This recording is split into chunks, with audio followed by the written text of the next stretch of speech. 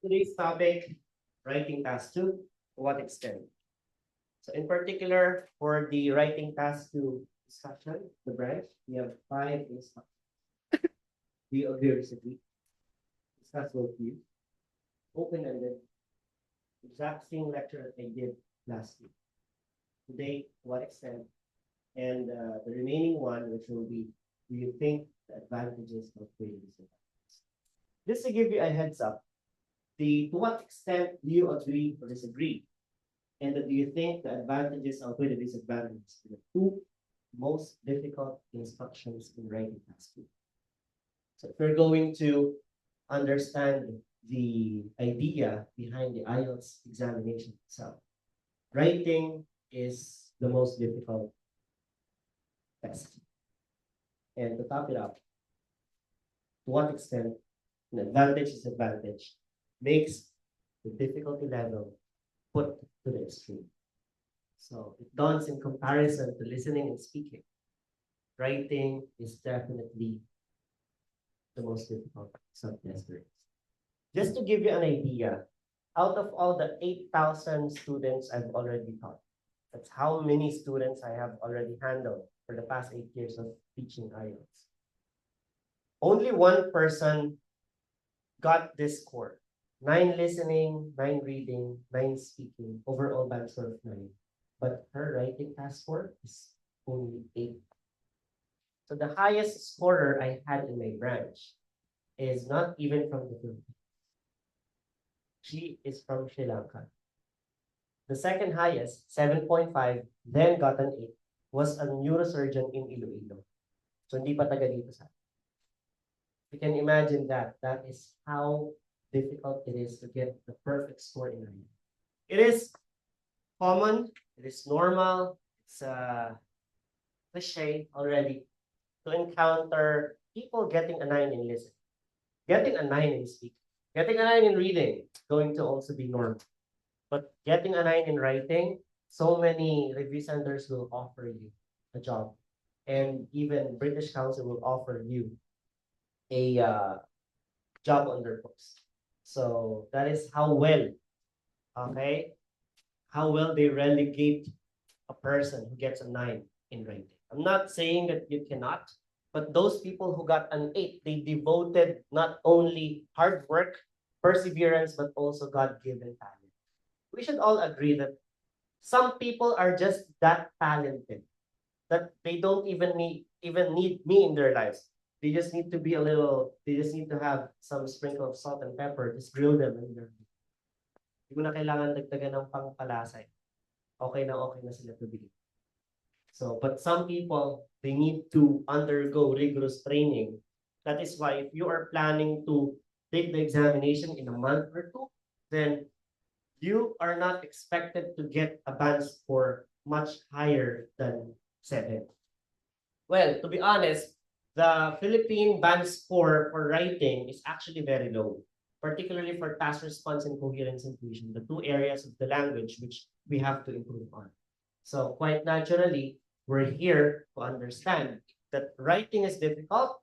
The instruction to what extent is difficult. The instruction next week, advantage is difficult. And the problem is during the last quarter of the year, when October, November, December comes, they appear much more frequently. That is why in my branch, I always notice a huge influx of passers during the first quarter of the year. January, February, March, marami tayong passers because mas madali ang mga tanong sa writing. Ano lang mga tanong? Discuss both views.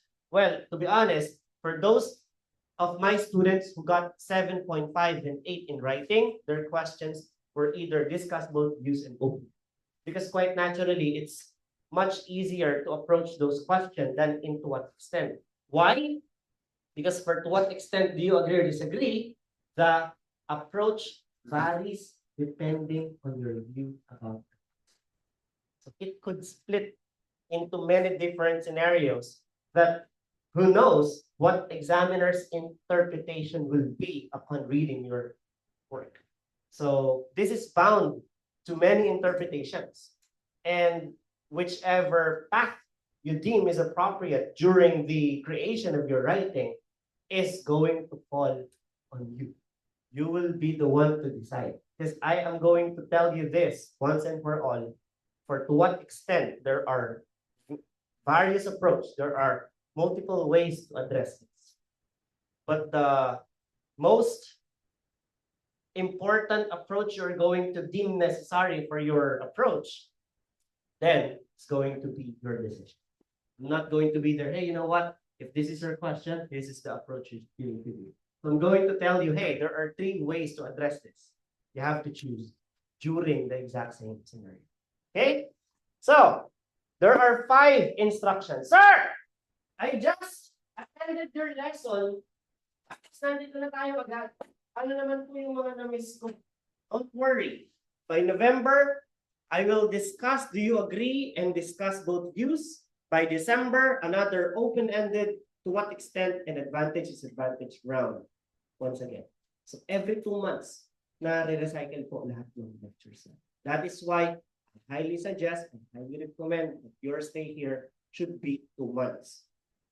Bakit? For 2 months, if you're going to conduct one-on-one coaching per week, you'll be able to do 8 to 10 one-on-one coaching sessions, which is the ideal for both speaking and writing. You will be able to attend all my major lessons, including the 5 instructions for writing tasks. Again, I'm not pushing you na I have to stay here for 2 months, but that's the minimum. You can extend it beyond, that is even better, because this will give you plenty of time to prepare. What we're trying to accomplish here is a set of experience so that when we get there in the actual thing, we will not be absolved by it. We will not be surprised by how difficult this is. So that's the first thing you have to understand. Now, our goals for today's lesson is to be familiar with the details of the IELTS writing pass 2 subjects. First of all, what is writing pass 2? Writing pass 2, once again, I will not sugarcoat, I will not do any shortcuts. This is the most difficult examination in the IELTS. Why? Because in listening, you will just listen, you just have to answer. In reading, there are answers you have to find. In speaking, you already know the answers to questions because the questions are about you. In writing, you have to generate ideas which are argumentative, discursive, with relevant ideas connected to your opinion. And it's going to be quite challenging knowing that writing, examiners, very meticulous.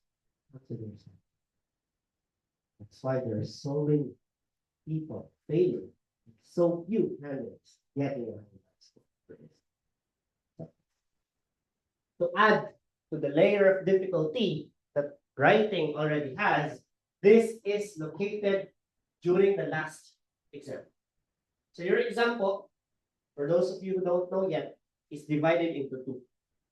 We have the written component, and then we have the interview for speaking. Yes? So the written component consists of 3. Listening first, reading next, writing next. So if you book your exam, let's say, I want to take my exam on November 9, then you should expect that your listening will start at 9. It will finish by 9:30. Reading will start at 9:30 until 10:30. Writing is 10:30. Your speaking now could be scheduled in the afternoon, the day before on November 8th, or the day after November 10th. That is why it's also called the isolated test, because speaking is a different schedule than the reading. Okay? So why is writing difficult? Once again, you have to generate an essay for a given question, which format will vary depending on your view, depending on the instruction given to you. And another will be your whole idea, your whole perspective of the matter will also be assessed. So, and it is put in the last exam. May pagod na maghapon, kasi na yung pang gagawin sa bahay. Maghuhugas ka pa ng pinggan, magdarampaso ka pa. Gets niyo yan? So, this is not going to be a fun thing to do. Trust me. It's not. Okay? So, how to approach each part of the essay will also be one of the important areas we have to navigate through during my discussion. So again, I will not be tired of repeating this to you.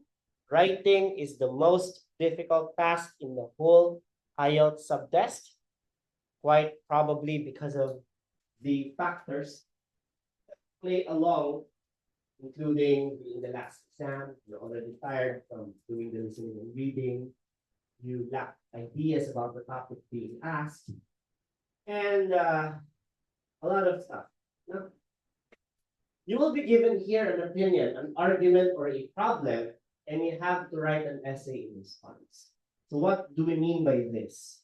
There will be a general consensus, a general idea presented. And the general idea is actually general, pretty familiar with everyone. When you say pretty familiar, these are topics that are current events, topics which will pique the general public interest. For example, the weather, right? Economy.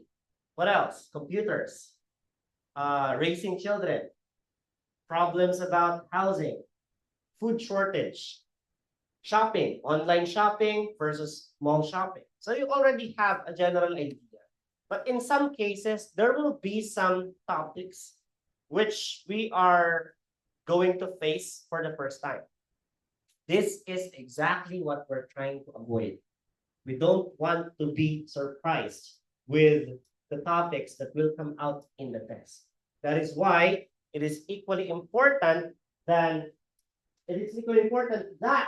you prepare for writing by reading questions.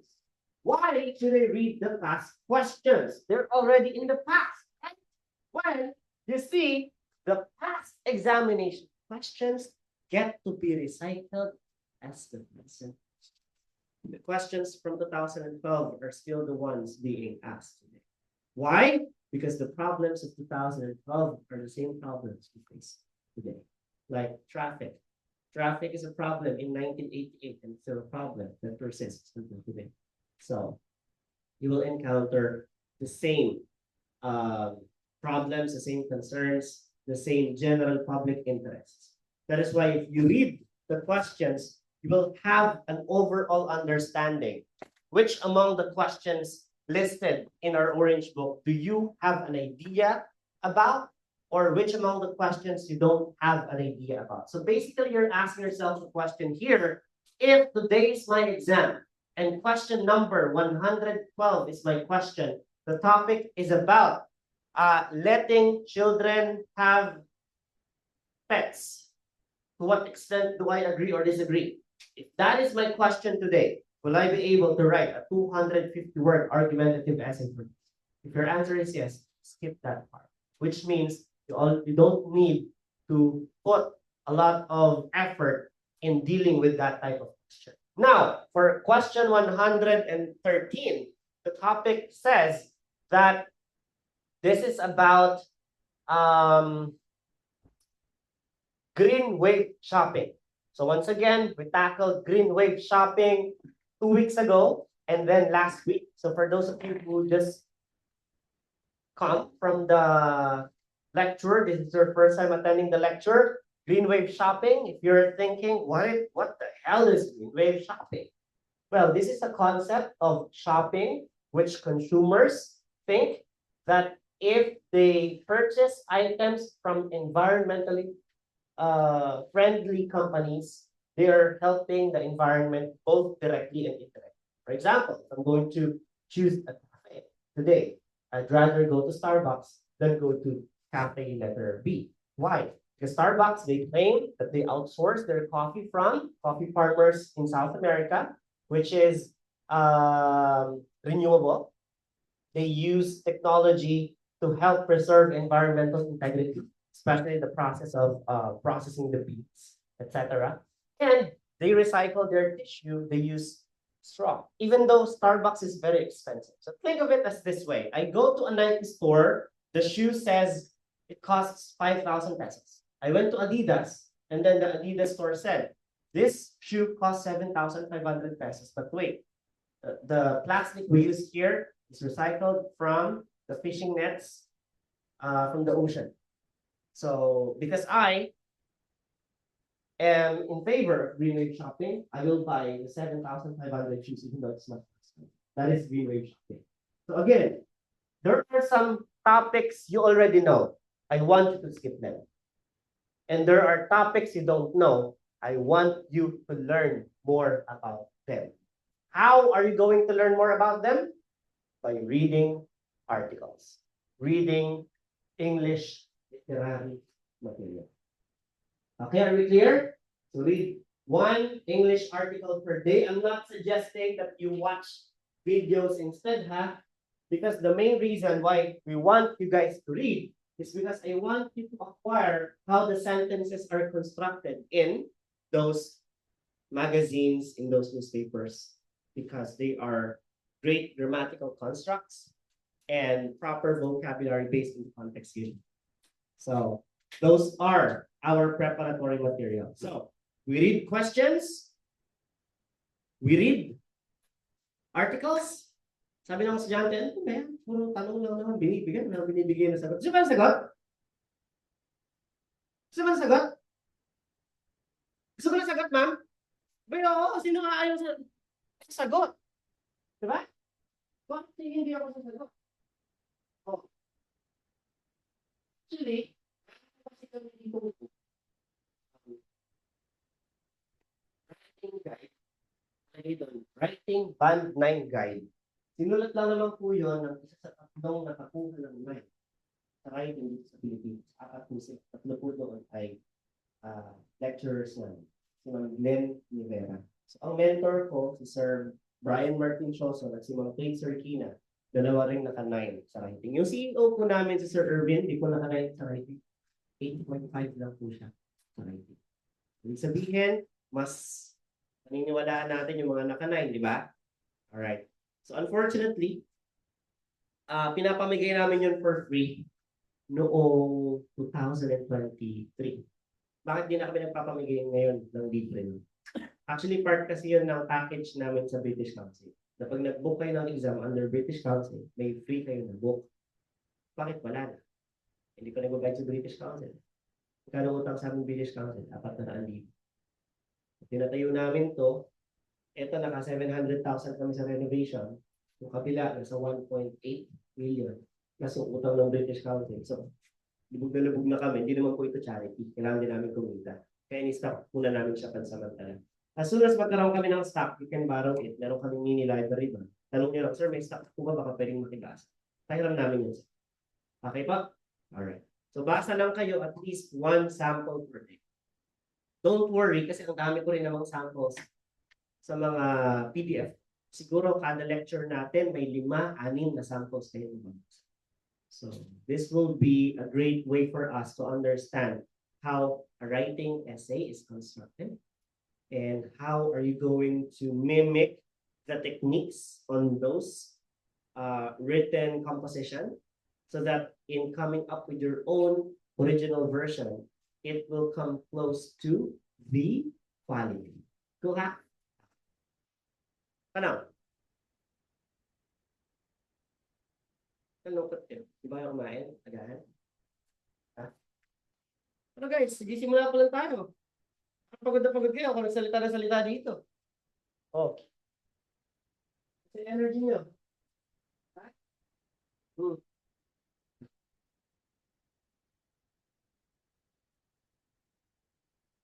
Ilan ba attendees natin sa Zoom? Uy, 2. Si Zoom user at si Victor. Yo. So the topics here do not require you to have a specialist knowledge, but you have to be able to present ideas on general issues. The prompt is usually a background statement introducing the topic, followed by an instruction to the candidate.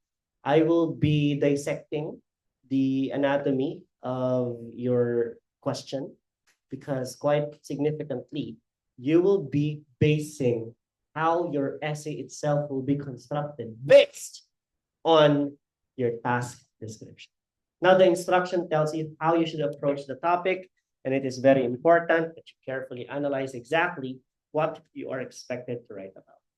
So, in hindsight, as I've mentioned previously, you have 5 instructions in writing. In some cases, si agree, disagree, tsaka si to what extent, it gives birth to what we call this two-pronged question that will require two set of approach. Exactly what I taught last week. So, mga hindi pa naka-attend last week, hindi na po natin kaya ibalik pa ang nakaraan, huwag kayong mag-alala, sa isang buwan, ma-attend na yun. Okay? Huwag mag-alala, babalikan natin siya. So how are you expected to finish your exam? Well, for you to be able to complete your task, you have to write at least 250 words. Failure to comply with this instruction will invite the examiner in giving you low band score in your task response. Paliwanag ko yan ng maliwanag mamaya. You're recommended to spend 40 minutes here. Sir, I thought my writing subtest will last for an hour.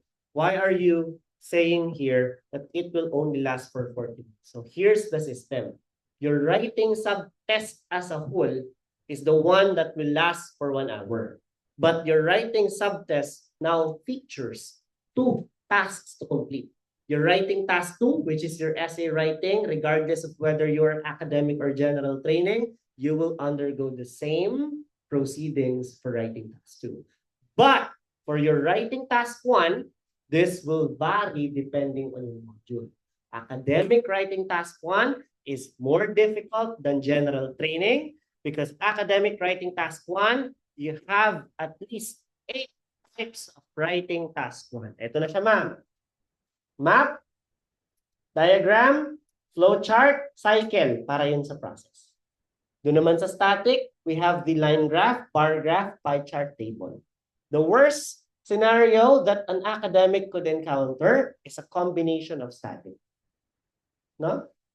May line graph ka na, may bar graph ka na, may dessert ka pang table. Na mamaputang ina ka na lang talaga pag nakita mo yun. Totoo, no? Minsan po talaga inaabot ng malas. So, in 2019, if I'm not mistaken, 2019, kami po talaga ay nagprotesta. Ma'am, literal, nagprotesta po kami sa British Council. Bakit? May pusang kinalbo. No? 6 na pie chart ang ibinigay. Sabi nila ng Sir Irvin, kung gusto nyo talaga kaming ibagsak, ibagsak nyo na lang po kami. Huwag nyo na po kaming bigyan ng ganitong task. Kaya nangako po ang British Council at IDP, mga test-giving bodies natin para sa IELTS, na hindi na po sila gagawa ng 6 na static. Hanggang 4 na lang daw po ang maximum. Okay? So, at least good news yun. So, kung academic, mahaba-haba ang preparation. Mahaba pa ba preparation mo, ma'am? Hindi na, no? So, basta lagi mong abangan yung mga writing task 1 ha, tuwing Martes. Okay po? Yan. So, you will do writing task 1 last. Hey, am I hearing this correctly? Writing task 1 should be done last. Meaning, you should begin with task 2. Is that correct? Yes, you should begin with task 2. The moment your writing subtest begins, click your task 2, begin with task 2. Do not ever even attempt to do your task 1. Otherwise, you will be cursed. You know, I put this room under my curse. Kapag inuna mo ang writing task 1, mananatili ka sa Pilipinas sa loob ng 10 taon. Hindi ka makakaalis kahit gusto mag-Singapore, gusto mag-Hong Kong, ma-offload ka ng... Hindi! Magpatigas ulo, sir. Yung katigasan ng ulo ng mga Pilipino, huwag nyo muna ipilit. Nakakaintindihan? Okay, wag muna. Wala pong magsisimula sa writing task 1. Writing task 2 po ang... Sir, gagawin mo yan? Dahil ayaw mong manatili sa Pilipinas ang 10 taon. Sayang yung oras, di ba? Pupunta ka lang ng Macau, maglilibot ka lang. Na-offload ka. Bakit kaya hindi ako makalis ng Pilipinas? Kasi nga, bakit eh? Guys, maniwala kayo sa sumpa, totoo yan. No? Hindi po niniwala sa sumpa, naku, pahala kayo. Alright? So, one thing na nangyari, siguro 2018, nag-message sa akin yung isang estudyante. Sabi niya, you know what, sir? You're right. I was halfway through doing task. Halfway through doing task 2. I stopped. Sabi ko, gawin ko nga yung task 1. Tapos, naalala ko, sir, yung sinasabi mo sa amin palagi. na wag namin gagawin yung task 1 hanggat hindi pa namin tapos. So, pinilit ko talagang tapusin.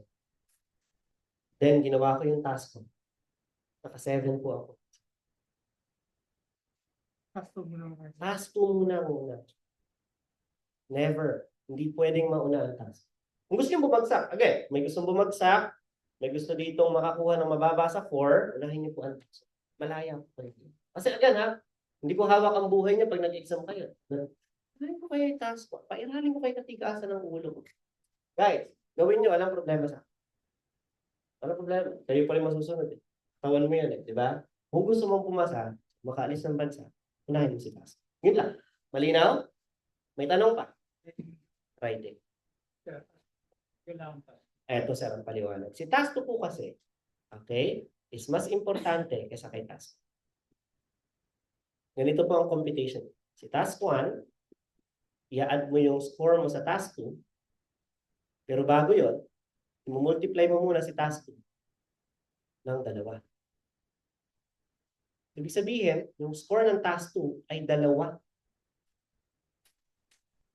I-multiply mo siya sa 2. So imaginein mo to ha. Sa task 1, naka-5 ka. Ang 5 ba ay bagsak? Para sa akin, oh. Para sa iba, okay na sa kanila sa 4. Sa akin, bagsak yan. Na? 5. I-add mo yung score mo sa task 2, 8. I-multiply mo muna siya by 2. Ilan yun? 16. 16 plus 5. 21. Divided by 3. 7. Ilan ang score mo sa task 1? 5. Pero anong score mo sa writing? 7. Kahit hindi mo mayari yung task 1. Etong scenario po na to na naka-5, ito po yung hindi tapos. Yung task 1, mali-mali yung grammar, mali-mali yung vocabulary, hindi maayos yung arrangement. Yung task 2, talagang ito yung finines. Yung talagang pinalitada mo ng makinis na makinis. No? Kasi ito talaga yung gigradean eh, ng malaki.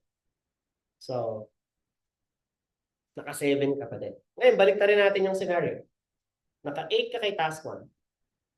Naka-5 ka kay task 2. Ilan yun? 10, di ba? 8 plus 10, 18. Divided by 3. Divided by 3, 6. Tingnan nyo ha. Naka-6 ka sa writing test mo. Kahit na 8 mo si task 1, hindi niya mahihila ito. Nakuha po. So, uunahin po si writing task 2, iuhuli si writing task 2. Ang magkaiba. Sobrang magkaibang. Ang task 2, na pag ginag-aaralan natin yan ay essay. Ang task 1, para sa GT, na tulad yung letter writing. Para sa ACAD, na katulad nila ma'am, ay report. Statistical report. Makikita silang mga pie chart, i-report nila yun sa isang university lecturer. Yun ang task nila. Ngayon naman mga GT, magsusulat kayo ng letter. Susulatan mo yung kaibigan mo, kunwari na iwanan mo yung jacket dun sa probinsya nila, papadala mo dun sa inyo, kasi kailangan mo, mag-inaw na, nag-i-snow na. Papadala mo siya.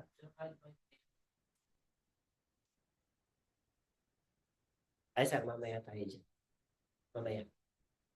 Okay? Excited si sir. Nakape ka ba, sir? Oh. So, yung introduction mamaya, dito muna tayo, alamin muna natin, kilalanin muna natin, ano si writing task 2. So, nagkakaintindihan po ba tayong lahat na dapat unahin ang task 2? Yes. Si task 1, 150 words. Ibig sabihin po, ano? For you to complete your writing task 2, you have to write a 250 word written composition. If you're going to write any less than this, you will get a failing score. Which again, explain ko maya-maya lamang. Hintay lang, relax. Okay?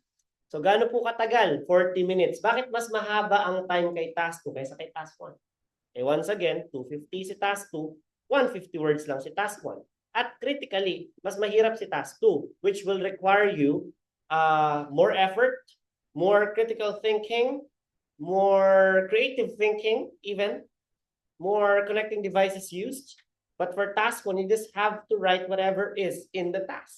You just have to convert it into either a letter or a report. So essentially, task 1 is much easier, hence it will require less time. Gets?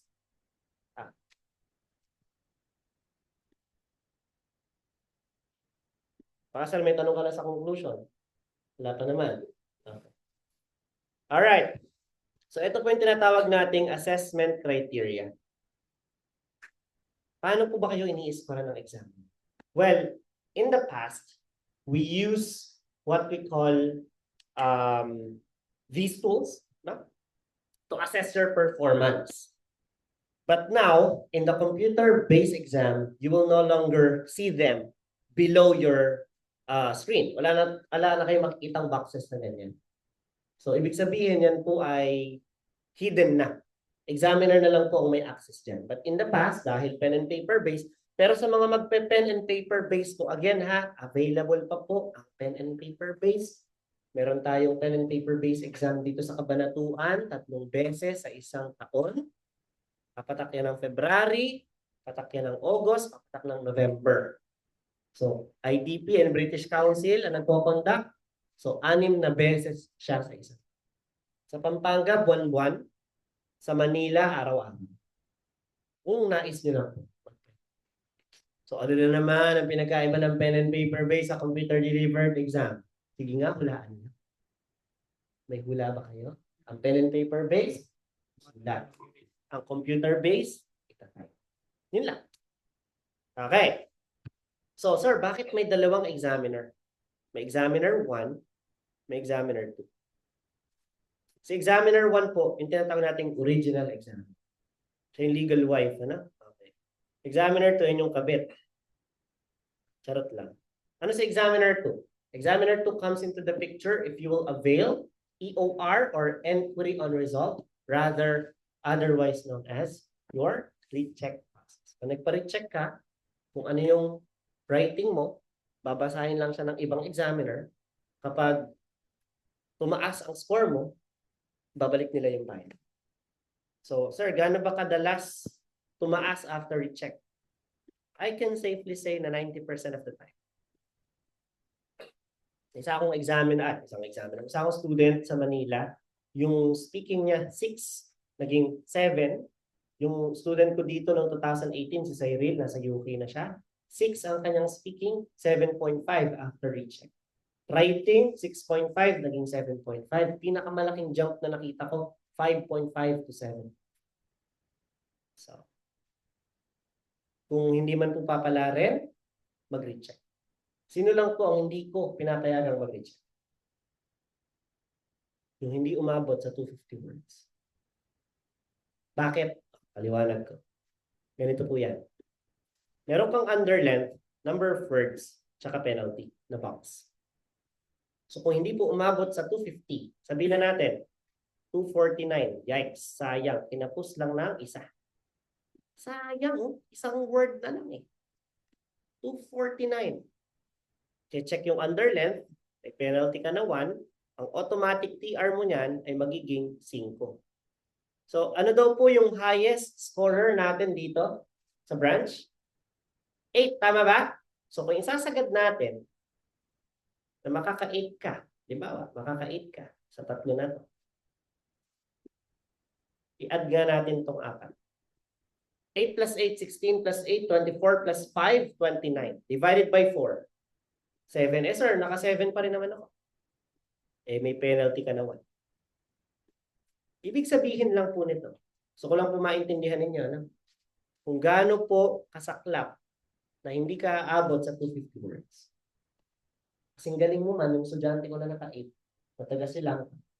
Kasing galing mo man yung estudyante ko na 8, mataga Iloilo na surgeon, neurosurgeon. Kung kukulangin ka kahit isang word, sa lang ang maximum score. E paano kung hindi pa sila kasing galing?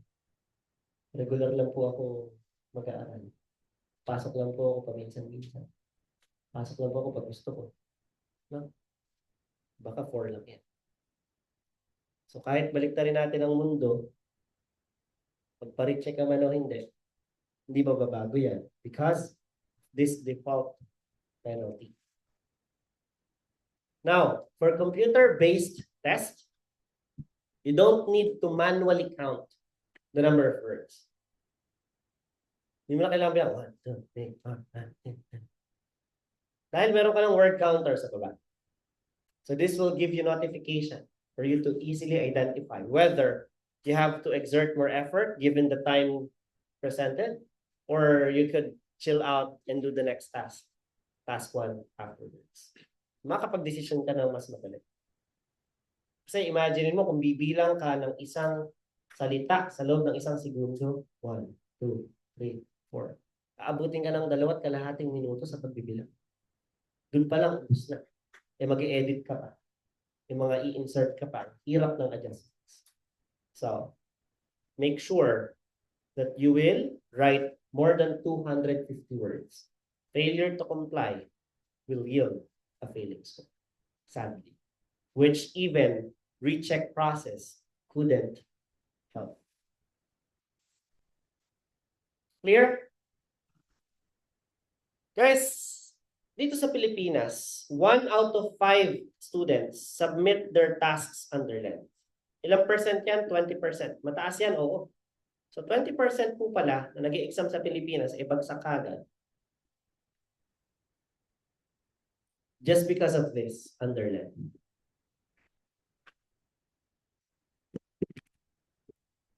Ano ba ang national band score natin? Well, dito po sa task response, ang band score natin dyan ay 5.8. Mababa. Sa coherence, ang ating band score dyan ay 5.3. Sa lexical resource, ang national band score natin ay 7.1. Sa grammar, ang ating national band score ay 6.8. Wow, ibig sabihin, ang galing pala natin sa vocab, ang galing natin sa grammar. Yes naman. Dahil tulad yan nung napag-aralan natin kahapon, kinder pa lang tayo, may grammar na tayong lessons. So talagang batak na batak tayo sa grammar, batak na batak tayo sa vocabulary. Saan tayo hindi masyado magaling? Sa task response, sa coherence and cohesion, which is hindi natin masyado binibigyan ng pansin. Masyado tayong preoccupied sa grammar and vocabulary, which leads to failure. Okay, so now I want you guys to do the right thing. If you want to get a higher band score than the rest, you need to put more focus in task response and coherence than in vocab and grammar. I'm not implying that vocab and grammar aren't important anymore. All I'm trying to say is that they must be your side quest. They should be ancillary. Na secondary na lang siya. Hindi siya yung primary concern mo. Since given, you're already good in vocabulary and grammar. Kailangan lang pala maka 250 no? Sabi ng isang pilosopong estudyante. Isulat ko na lang dyan yung English ng bahay kubo. Diba? Ni pahat to. Off topic. May penalty din yan. Okay? May nakita kang sample online. Kaya nga yung mga online templates po ay hindi natin masyadong nire-recommend. Kaya nga yung mga nagpa-check sa akin ng writing kahapon, sabi ko, kuha nyo to sa Google, Opo, sir. Halata eh. So yung may mga templates po na nakikita nyo online, hindi po siya dapat gayahin. Because this will also give you a failing score dahil may memorize box. Now, this eligible box is only for pen and paper-based test takers. Ano po si eligible? Hindi maintindihan yung sulat. May mga problem ka sa margin. Hindi ayos yung spacing between paragraphs. So, they will also be affecting your score in a negative manner. So, ayusin po ang sulat kung magpe-pen and paper-based. We can avoid that if you will be doing the computer-based exam because this eligibility box will now become obsolete. Questions? So I just want to compare the 5 different types of instructions here. So as you can see, we have the agree-disagree, which I did a lecture last week of August. Discuss both views first week of September. Open-ended, which is the type slash last week of September. To what extent, which is exactly what we're doing now. in your type slash, oh, sorry, do you think the advantages and the disadvantages is what I will be discussing not next week, the week after? You will see, may bullet point kay agree disagree. Nakalagay dyan, giving and justifying effect, evaluating advantages and disadvantages. We discuss both views, comparing opposing opinions, comparing arguments for and against. Type slash, you have to analyze problems and the solutions. This is actually a very hardcore question-based instruction because whatever is indicated in your question is how your essay will be written. Step, do you agree or disagree? In this scenario, look at the bullet point. Approach varies depending on your views. Pag tinagalog mo yan, ano ibig sabihin? Yun po yun. Para? Kaya nasabi ko sa inyo, actually ito, si, to what extent,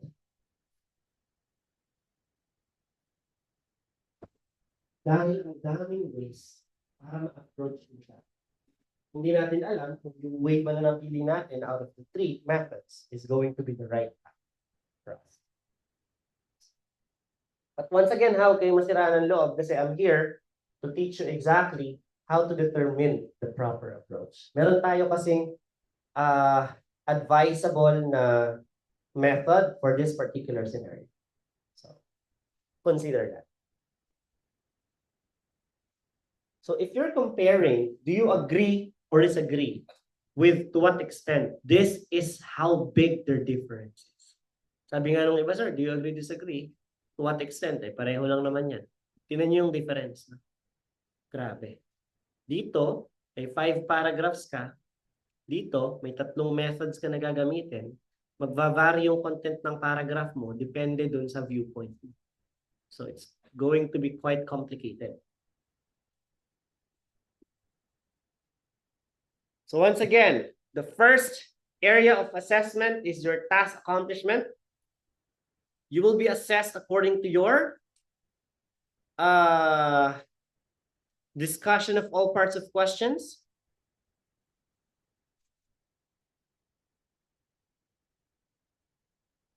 Were you able to present relevant ideas and opinions? That's why you have to always update yourself. Kasi tulad doon, nung ako'y elementary, si Pluto po ay planet. Nung high school ako, hindi na po siya planet. Nung college po ako, si Pluto po hindi na naman planet. Ngayon, si Pluto po ay tinatawag na exoplanet kasama pa ng 3 iba-iba pang planeta. May na-discover na naman na 3 pang bago dito sa ating solar system, di ba? So hindi natin alam yon. Ngayon, alam na natin. Di ba? So you have to update yourself constantly. Were you able to develop a well-supported argument or idea and made your position clear? So this is very easy to navigate through. When you say develop a well-supported argument, so you will be indicating your opinion. You will justify your opinion with evidence. And in the end, you will just reiterate your voice. Na, okay, ako'y nag-agree sa umpisa, hanggang ngayon, agree pa rin ako. There's no point of agreeing in the first place if you're going to back out in the end. So, coherence. Guys, this is important, ha? Why? As I've mentioned dun sa ating comparison ng band scores, coherence and cohesion is the lowest marking of Filipino test takers. Meaning, if people will fail this test, the one at fault is none other than coherence and cohesion.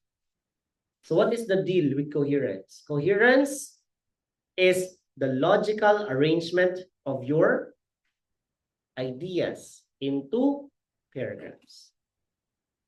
Ano ibig sabihin nun? Sa Tagalog, paragraphing. Yun lang. Ilang paragraph? Ilang ka ba?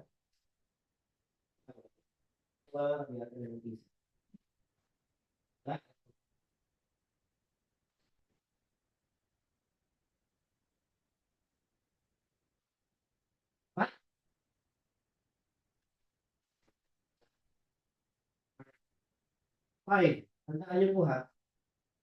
In writing, we have 5 instructions. Agree, disagree. Discuss both views to what extent open-ended advantages of time.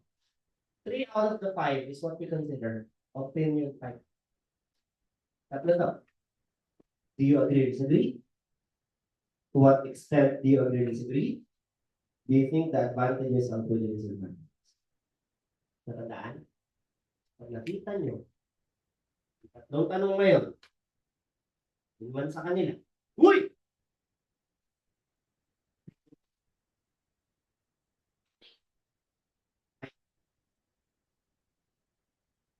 Kuha?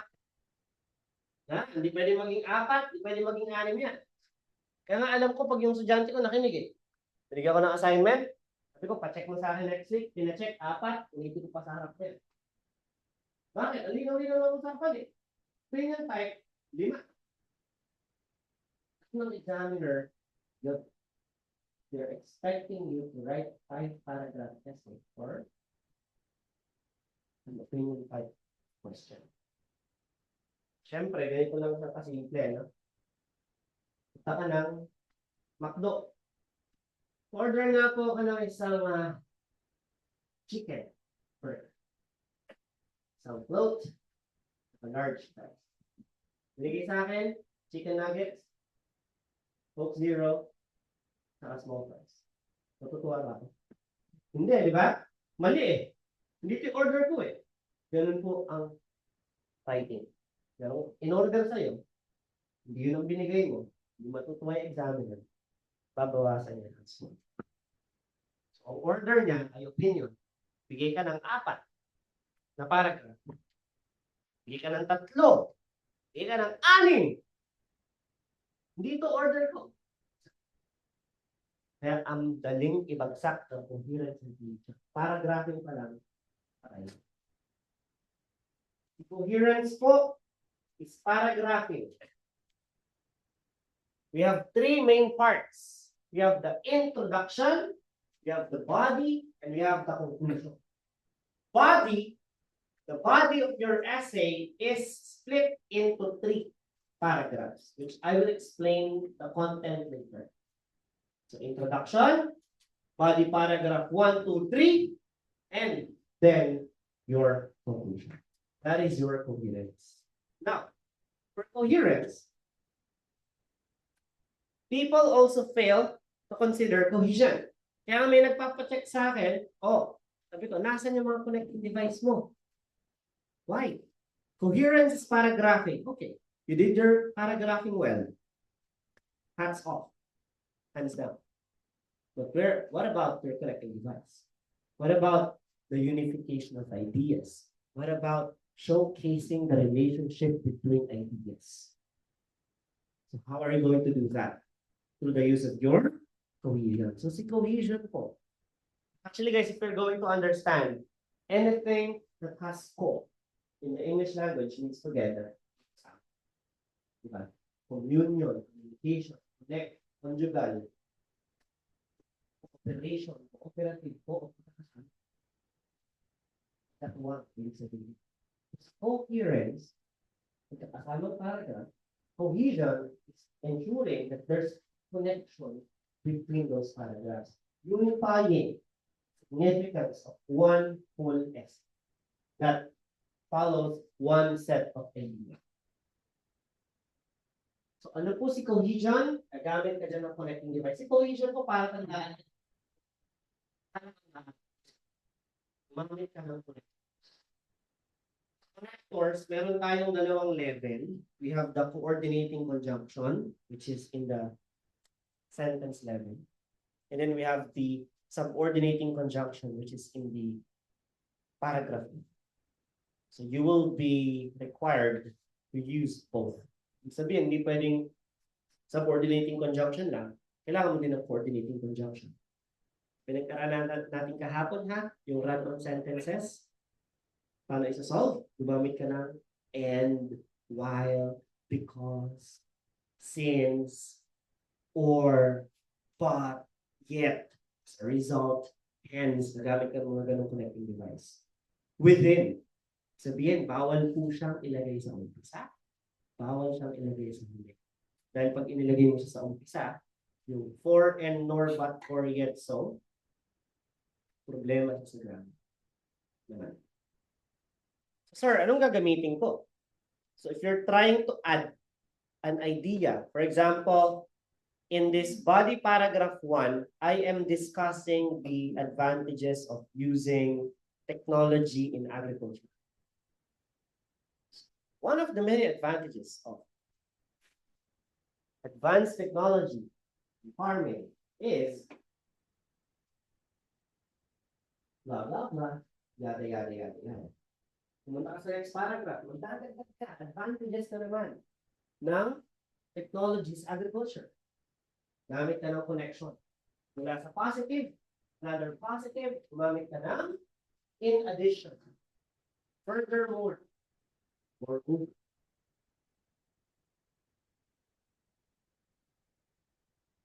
Hanap yan ng mga example.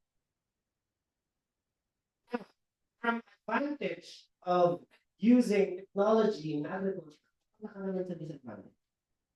Tama ba? So, disadvantage. So, from the positive side, pupunta ka sa opposite. Ano gagamitin mo connecting device sa next paragraph? On the other hand, in contrast, on the contrary, however. Otherwise, it is better to use within the paragraph, not to begin the paragraph. Because otherwise, there must be a relationship between the idea present and the previous idea. We're not going to make them here near one another. Kasi a new paragraph essentially is a new idea. On the other hand, we're going to have to inside here. Now, each of those body paragraphs, sometimes you are required to give samples.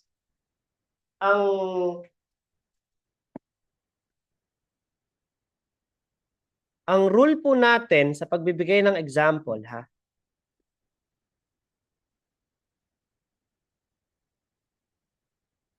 Ang rule po natin sa pagbibigay ng example,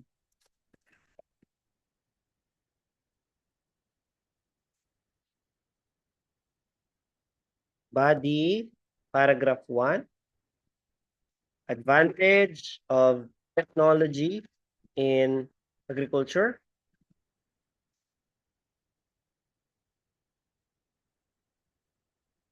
Body paragraph 2, the same, advantage of technology in farming. Sa simula ng sentence, gagamit ka ng in addition, furthermore, moreover. Pupunta ka na sa opposite. Body paragraph 3, the disadvantage.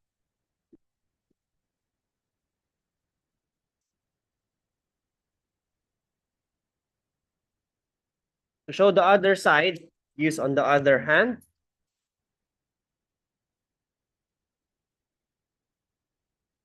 However, in contrast, on the contrary. Yeah. Now, each of the body paragraphs mo, sabi mo, lagyan ko kaya ng tagi-tagisang example to, pampahaba. So, nag-for example ka dito. Para may variation, mag-for instance ka naman dito. Then dito naman, to illustrate. Magandang pampahaba din dito is yung one good example.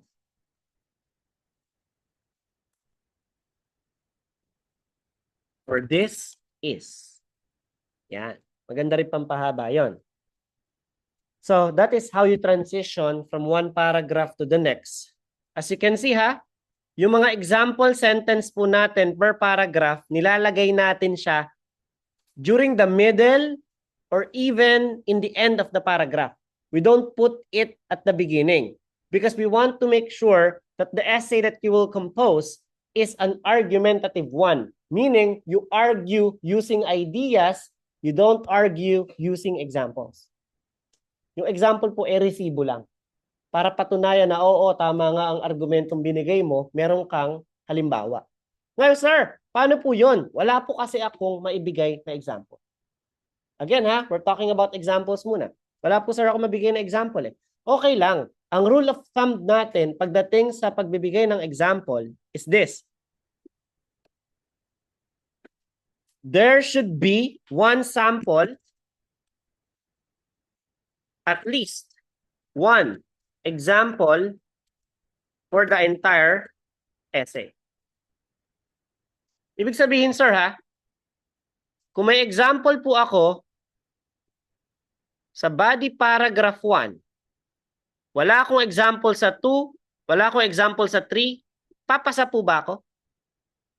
Yes. Ano ba ang rule? Merong isa. Nagbigay ka ba ng isa? Yes. Saan? Sa body paragraph 1. Sir, paano kung ganito, sir? Wala po akong example sa body paragraph 1. Pero meron ako sa body paragraph 2, wala sa body paragraph 3. O di okay lang din. Ano bang rule? Meron kang isang example, alin naman sa body paragraph 1, 2, and 3. So saan mo man siya ilagay, basta may isang example, at least ha, ibig sabihin, hindi ko po kayo nililimit sa isa. Kung may example ka dito, may example ka dito, wala ka example dito, good. Kung may example ka dyan, may example ka dyan, wala ka dito, good. Kung may example ka sa kanilang lahat, wala rin problema, welcome yan. That is the rule of giving example. And once again, I'm going to discourage you to use local and personal examples. Although makikita nyo ha, use personal examples based on your own experience. Yan po tricky ha. Papaliwanag ko yan mamaya. Wag po kayo magbibigay ng kwento, narrative. Tulad ng, when I was young, I was beaten by a dog. When my friends and I sang the Christmas carol in the neighborhood. Diba? That's why dogs must be put on leash. Na nung bata ako, kinagat ako ng aso, pakialam ng examiner doon. So when you give example, it should be global, it should be massive. We have to understand that IELTS is a global exam. So they are also testing how massive your outlook is in the perspective of the question. So if you're going to give an example, halimbawa, beach, going to the beach, going to Boracay, nilagay mo dyan. Sabi, sa daan-daang essay na ginawa ng mga estudyante, na chinek ng examiner, sabi, alam na nila itsura ng Boracay, kakabasa nila sa Boracay. Baka pwede ka naman mag-iba. Pwede kang gumamit ng international na sample, Maldives. Why? Diba? Bali. Wag puro dun lang. Wag lang puro tayo secluded sa isang local na example. Kasi nakakasawa din yun para sa exam. So just to repeat, coherence is all about paragraphing. How many paragraphs? Sabay-sabay?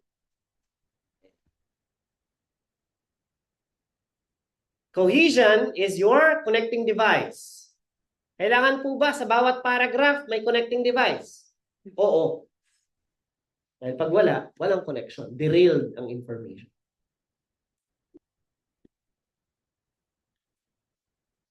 So vocab, avoid repetition, avoid redundancy. Malapit ko lang sagutin yung tanong ni sir.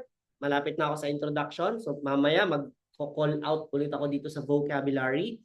So we want to avoid repetition. We want to avoid redundancy as much as possible. Repetition is when, for your entire essay, example, your topic is about the society. And you use the word people. And if you're going to count it, you wrote the word people 8 times in your entire essay. So examiners would notice that. Ano ba yan?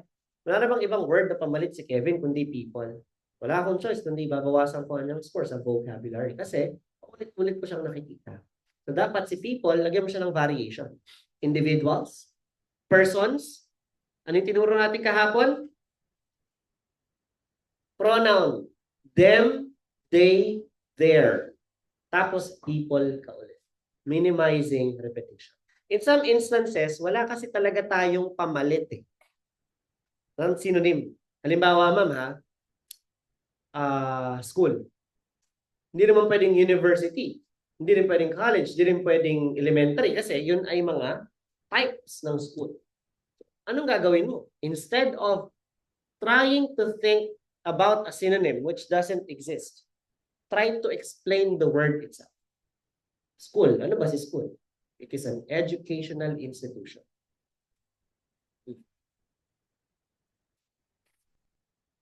Nakuha? Halimbawa, shuttlecock. Diba? Hindi mo alam yung word sa shuttlecock. Tulad ng speaking. Hindi ka na makahanap ng word. Kailangan mo na siyang sabihin. Explain mo ano yung shuttlecock. This is a cork cut in half with feathers attached to it. The one being hit during badminton games. Naiintindihan ng examiner what they mean. So if you cannot find a word, explain it instead. Nakuha? Sa grammar, again, ang topic natin kahapon, grammar, ang daming concern dyan. Punctuation, subject-verb agreement, tenses, adjective-adverb usage, collocations, prepositions. So if you're going to exceed 4 errors in grammar, you will only get a band 6. So try to minimize the occurrence of errors. Paano? Yung proofreading po ay last step natin. So yung pag-check kung okay ba yung grammar mo, sa huli mo siya ginagawa. So sa umpisa, draft ka muna, yung editing comes last. Na? Kasi kapag sulat, edit, mo, busa ka ng oras. Nakuha po? Alright. Now, the first step in writing your essay is analyzing the question. You need to determine the topic statement. So in reality, this is similar to understanding what general idea your essay question falls into. Is it about education, culture, technology, environment? What? What about the topic? What topic, what category does it fall into? Next, you determine the prompt. Prompt is the statement that is very close to the instruction. Meaning, you are either agreeing or disagreeing. You're basing your stand, you're basing your opinion in the statement or sentence that is very close to it, not in the sentence far away from it. Now, in some cases, your topic statement and prompt is fused as one sentence. So do not be confused, ha? Na bakit wala akong topic statement, bakit wala akong prompt? Because in reality, they are one. And lastly, determine the actual question or instruction, what is really being asked. So ito po ang ating sample. The best way to solve the world's environmental problem is to increase the cost of fuel. To what extent do you agree or disagree with this statement?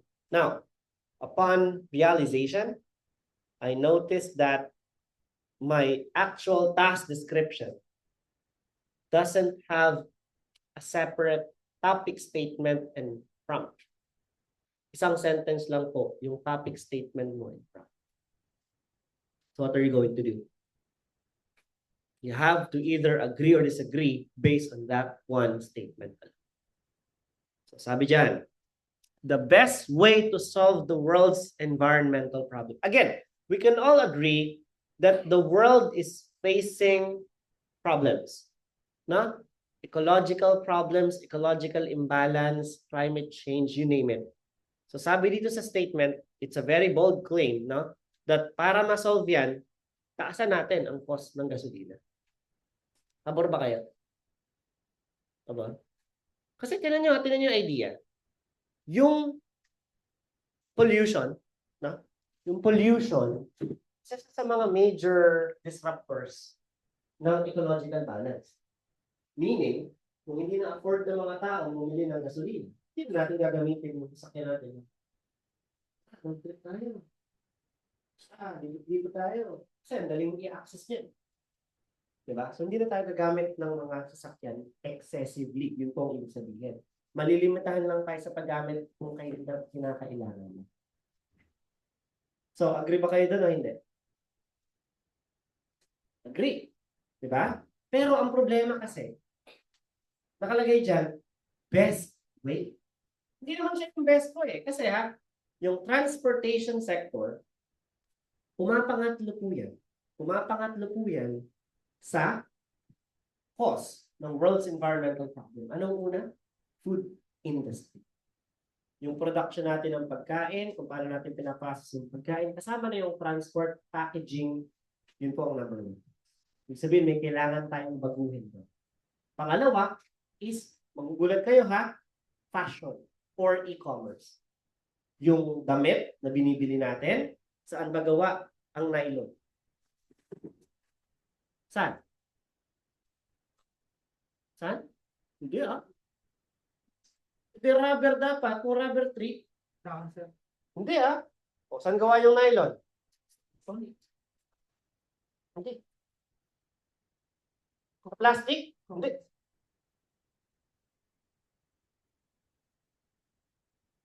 Hindi nyo alam? Ma'am, may idea ka? Saan gawa yung nylon? Nylon thread. Google natin. Ito niya? Diba? Gets nyo ha? Kaya kailangan nyo mag-research. What is nylon made of? Essentially, nylon is a type of plastic derived from crude oil.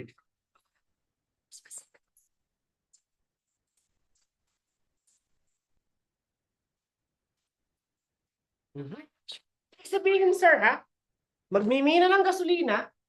Kita na kayo na nagmamina ng gasolina. Yung mga tumatapong itim-itim na yon, bulok-bulok na yon, may kinukuha silang byproduct nun, yung polyamide. Ano siya gawa? Number one, nylon. Number 2, cotton. Saan gawa yung cotton? Halaman. Oh, anong problema natin sa cotton na halaman? Tatanim siya. Ang ani at pagtatanim ng cotton, parang bigas 2 beses sa isang taon. Tanim. Gamitin mo ng fertilizer. Tapos, didiligan mo siya. Napakalaki po ng water consumption ng cotton. Sabi nga nila, yung wheat, corn, at saka rice, 6 times more water ang ginagamit natin para sa cotton.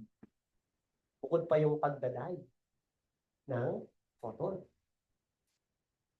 Bukod pa yung post-production, gagamitin natin mga tatak dyan. Eh, napakamumura na lang ng damit, tulad sa Shein. No? Oh, Shopee. So, sabi ko, pamura yung damit. Nung bata ako, yung pantalon, 2.5. Ngayon, 250 na lang. No? Ugulat ako eh. Para pabaliktad. So, ang problema natin, yung quality kasi ng clothes ngayon, parang papel na lang. Sabi mo, bibili ko ng t-shirt sa night. Ba't parang hindi ako masaya sa itsura. Bibili ako ng t-shirt sa Lacoste. Ito nga tela sa palit eh. Tapos pinagkain, mapapaisip ka eh. Because the fashion industry is fast-paced. Bilis natin bumili ng damit, susuot natin yan for 2-3 times, tambak na, tapon na.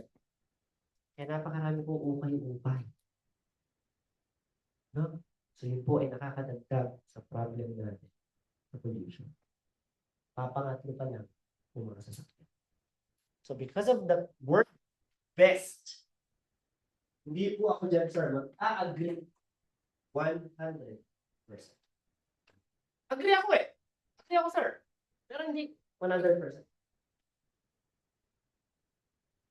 Agree ako na ina siya sa tutulong para tulungan ang ating problema ng pangkalikasan. Pero hindi siya yung best. Okay? So full block. Kapag nag-pen and paper base po, nakasagad po yan sa left.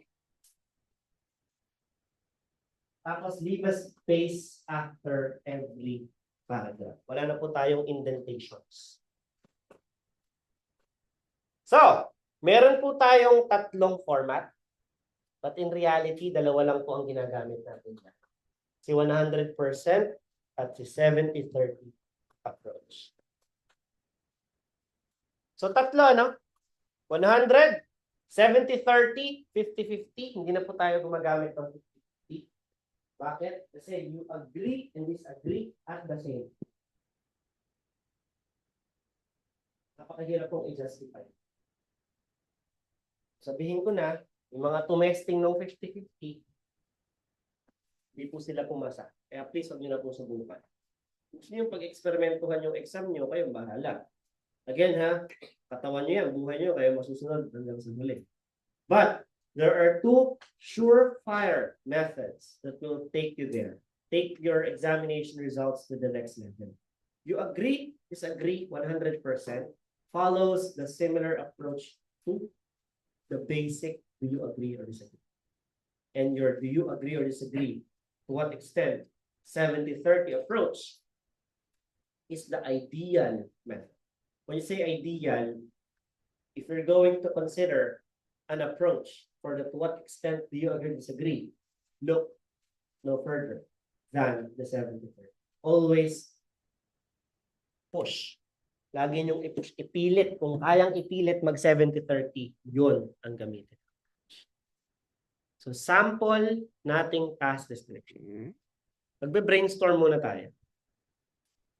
A country will develop quickly and will become more interesting if the population is made up of different nationalities and culture. Agree ba kayo doon? Ang bansa daw po ba ay mabilis uunlad kung marami daw pong dayuhan dun sa bansa na yun? Pabor kayo doon? Ba dito sa Pilipinas, biglang puntahan mga Chinese, Korean, mga Nigerian. Pabor kayo? Ha? Sabi kasi ni Basar, hindi po kami pabor. Sabi ko, yabang nyo naman. Pupunta kayo ng Canada. Paano kung sabihin hindi sila pabor sa inyo? Oh. Diba? Kailangan tayo dun eh. Uunlad sila. Kasi imagine mo sa akong natural born Canadian citizen. As in, born and raised yung heritage ng pamilya namin, mga ninuno ko, doon na talaga tumira. Ang yaman ko na. Tapos gusto ko magpagawa ng bahay. Billionaire ako. Bahay. Gusto ko magpunta ng coffee shop. Wala naman akong makita ang coffee shop. Alam niyo ba guys, ang populasyon ng Canada nasa 30M lang. Oo, ang populasyon ng puno sa Canada nasa 95 million. 1:3 ang populasyon ng puno doon. Marami pang puno sa Canada kaysa tao.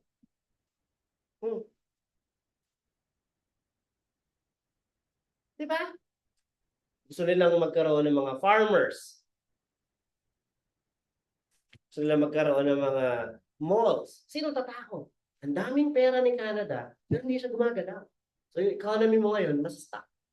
Pag yun ay na-stuck, kabaliktad ng inflation, deflation, bababa yung value ng pera nila. So kaya kailangan nila ng manpower. At dun po, Diyos ko po, dun po tayo hindi mauubusan ng manpower. Lumuwas ka. Totoo, lumuwas ka. No? Punta ka kahit saan lugar sa Maynila, hindi, wala pong shortage ng tao. Lalo yung gawing south, no? Yung pa San Juan, papunta ka ng Cavite. Doon ko lang makakita mga naka-corporate attire, mga babae, ang papayat. Nakasakabit sa stribo ng jeep, ay pagtulakan sa mga construction worker. Yung patok jeep, nakita na kayo na? Hindi nyo pa nakita? Ay, grabe. Yung jeep sa atin, pang 20. Kanina pang 50, totoo. Ayaw mo maniwala. Resibo. Patok jeep. Ay, Diyos ko po. Yan. Yan siya. Yan si patok jeep. Ano, punong-puno yan. Totoo, hanggang harapan na gano'n, may nakasabit. Super crowded talaga. Kayang sumakay ng 50, yung magsisisakit talaga sa iba. Wala pong shortage ng tao sa Pilipinas. Yung population natin, nasa 120, going 127 million, according to the latest census. Population ng Canada, 30M. 5M pa doon, mga Pinoy. Diba? Sa New Zealand. Yung New Zealand at Pilipinas, magkasing laki po sila sa mapa. Halos kung ilan yung square meters ng Pilipinas, ganun square meters ng New Zealand. Ang populasyon ng po doon, 5 going 6 million. 3 million sa taas, 2 million sa baba. Ilan yung difference? 1:6. Sa isang tao sa New Zealand, may 6 na tao sa Pilipinas. Mas maraming baka. Kasi ang population actually population ng sheep sa New Zealand is about 8 million. Mas marami pa kung tupa sa New Zealand. Kaya kailangan din ito ng tao. Kaya si New Zealand, si Canada, UK, ayan, ang luluwag nila sa nurses. Si US sa 400M. Malaki naman kasi si US. Australia, ilan ba population? Ito ka na check. Yan. Diba? So, ito po, ang Pilipinas mo ang mag-isik. India and Philippines ang bumubuo sa mga labor force natin ngayon. Kaya yun ang yun ang kasabay nyo mag-exam, dali yung mga kasabay nyo sa PPE. Kasi alam nila yung demand ng workforce. So, ayan na, anong sagot nyo dyan? Magdi-develop daw ba tayo ng mas mabilis at mas magiging interesting kung binubuo tayo ng iba't ibang lahat? Oo. Pero wait lang. Kapag kasi nasobrahan naman, baka ma-displace naman yung own culture. Kaya hindi tayo magwa-100 dyan. Tama? Basta ang 70-30 ganito siya. Pabor ako dyan eh. Kaso, yan. Pero, meron kang isang reason. Bakit hindi ka todo? Kumbaga sa poker, hindi ka mag-all in. Kumbaga sa text, hindi pati pato yung text. Magtitira ka ng all. Yun siya. So the format for do you agree or disagree 100%, we will use the basic agree-disagree approach. So once again, hindi nyo po pwedeng ilagay sa stand yung I 100% agree. Kasi guys, to what extent, to give you an idea, anong difference ng to what extent sa do you agree, disagree? Pag tinagalog mo si to what extent, hanggang saan? Hanggang saan mo kaya ipaglaban yung sagot? Kung sinabi mo 100%, sabihin, labanan ng patayan ito. No? Paniwala ka talaga. So, gagamitin mo yung basic na agree-disagree na formula. So, kung 100%, anong mga equivalent na words ang pwede natin gamitin? Completely, fully, totally, wholeheartedly, entirely, really, very much, strong. Bimili lang po kayo, ang dami nyo. So, ano lang po ang hindi ko sinasuggest dyan, anong hindi ko nire-recommend? Yung wholeheartedly. Bakit? Haba eh. Paano kung mamali ka ng isang word dyan? Nakalimutan mo yung E. Hindi mali ka na sa grammar. Ano madaling spell? Si fully o si wholeheartedly? Diba? Si fully, si totally, si entirely. So yun po ang piliin natin. So many countries have now banned smoking in public places. Some people feel that governments should ban smoking entirely. To what extent do you agree or disagree? So first, guys, pakitingnan po munang maigi yung mga gagawin ko ha. Focus po muna sa akin. Okay. What I'm going to do here first is to analyze my task description. So from beginning to finish, we call this the task description. We want to dissect it. We want to divide it by part. So this first part is what we call topic statement. This second sentence is what we refer to as prompt. And your to what extent now becomes your instruction. That is how you dissect it. So you have your first part here, you have your second part here, you have your third part here. Meaning, you are going to agree or disagree with this and not this. Hindi ka mag-agree na, oo nga, yung mga country, binan ang smoking. Hindi po. mag-a-agree ka na dapat iban natin ang smoking altogether. Yun siya. Nakuha? Okay, again ha, we are just trying to break down. Wala pa tayong sinusulat.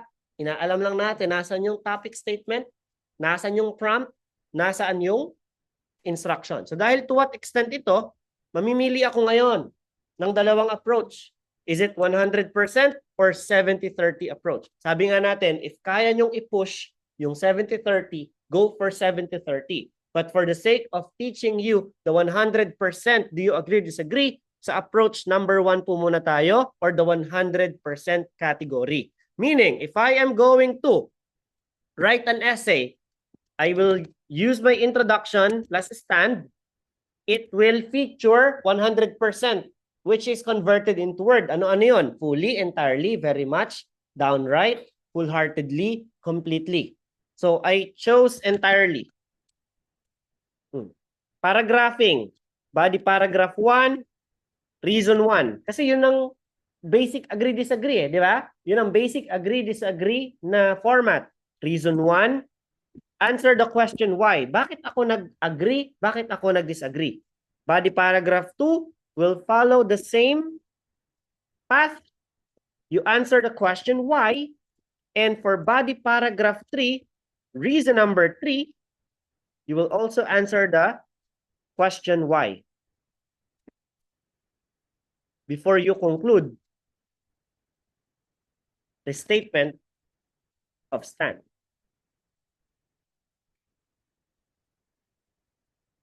Kuha po. So this is how you will be doing your 100% format.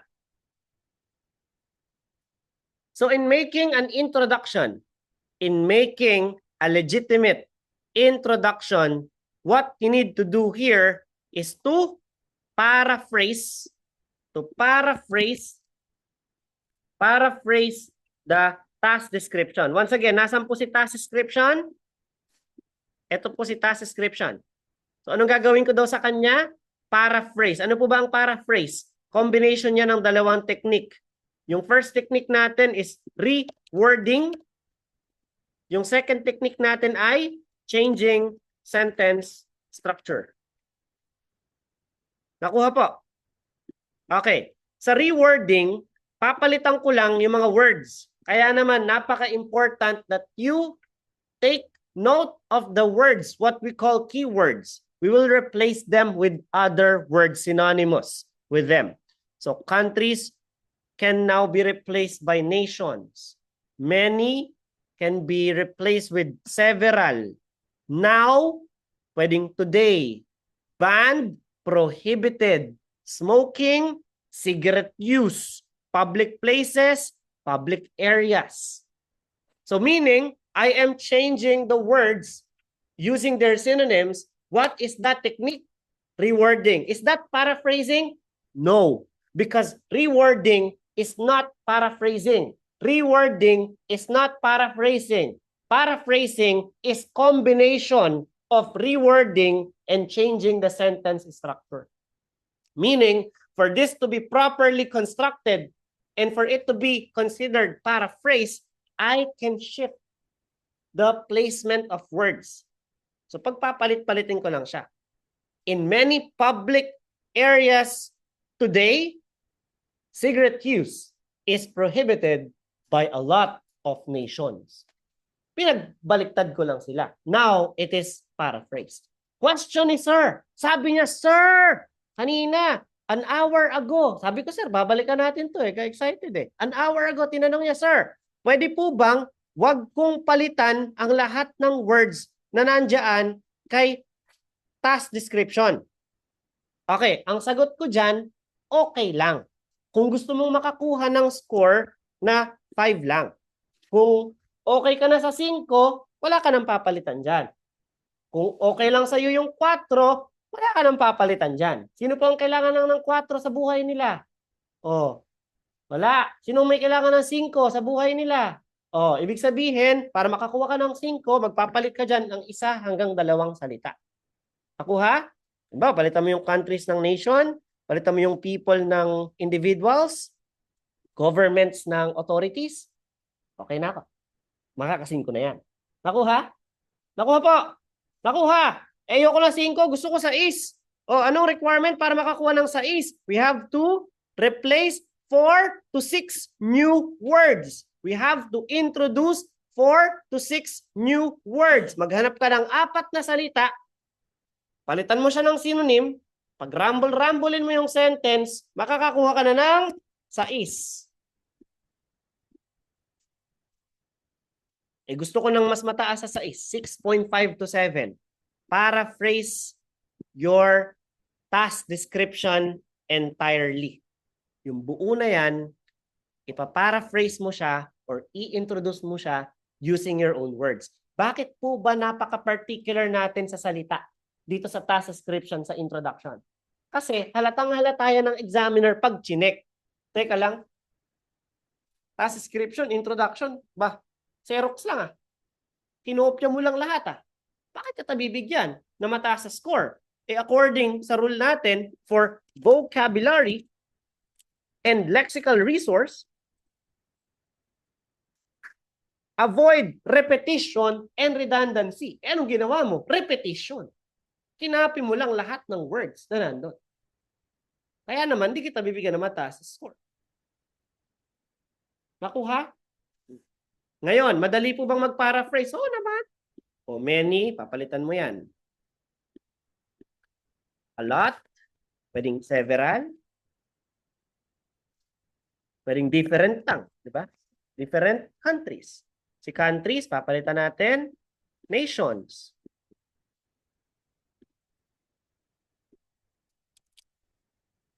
Now, palitan natin ng today. These days. Currently. At present. In this present time. In this day and age. Daming pwedeng pamalit. Wag na wag lang pong gagamitin ang nowadays. Bakit daw? Bawal ang nowadays sa vocabulary natin. Sawang-sawa na ho dyan ang mga examiner. Noon po kasing 2018, may 200 test takers sa Cebu. Isa lang po ang nakakuha ng 7. Lahat yung bagsak. Sino lang yon? Yung hindi gumamit ng nowadays sa essay niya. So, ibig sabihin, meron na po tayong bad blood dyan kay nowadays. Huwag na po siyang gagamitin. Banned, pinagbawal, prohibited. Diba? Smoking, cigarette use. Public places, public areas. Some people, some individuals feel, compel, appraise that governments, authorities should ban smoking entirely. Absolve. To what extent do you agree or disagree? I am completely in favor of this idea. So kung gagawa ka dito ng introduction, these days, a lot of countries now impose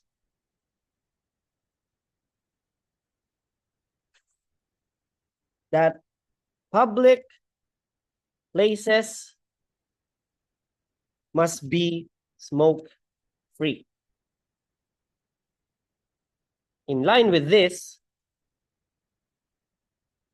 some individuals claim that prohibiting cigarette use must be practiced throughout the nations, throughout their country, even in private. Cigarette use must be banned. Prohibiting cigarette use must be practiced. I am completely in favor of this idea. 100% yan. These days, a lot of countries now impose that public places must be smoke-free. In line with this, some individuals claim that prohibiting cigarette use must be practiced. I'm completely in favor of this idea. That's it. That's my introduction. Diba? So, ito po yung introduction na ginawa ko some time ago. There is an alarming increase in the number of smokers worldwide, and this has led many countries to impose restrictions on smoking in public places. However, while this policy may possibly reduce the consumption of cigarettes, I firmly support the idea that governments should also consider forbidding smoking everywhere. Hindi lang siya public, kundi maging sa lahat ng lugar. Hindi na talaga magbenta ng cigarette ang bansa. Yeah. Yan yung sample ko before. Once again, i-convert ko po ito as PDF. So, magkakaroon din po kayo ng kopya ng lahat nung nakikita nyo dito. Just have to click the file later sa ating group. Okay po? Malinaw? So, yung body paragraphs mo ngayon, argument 1, 2, and 3, will answer the question why. Bakit ka nag-agree na dapat iban natin ang smoking?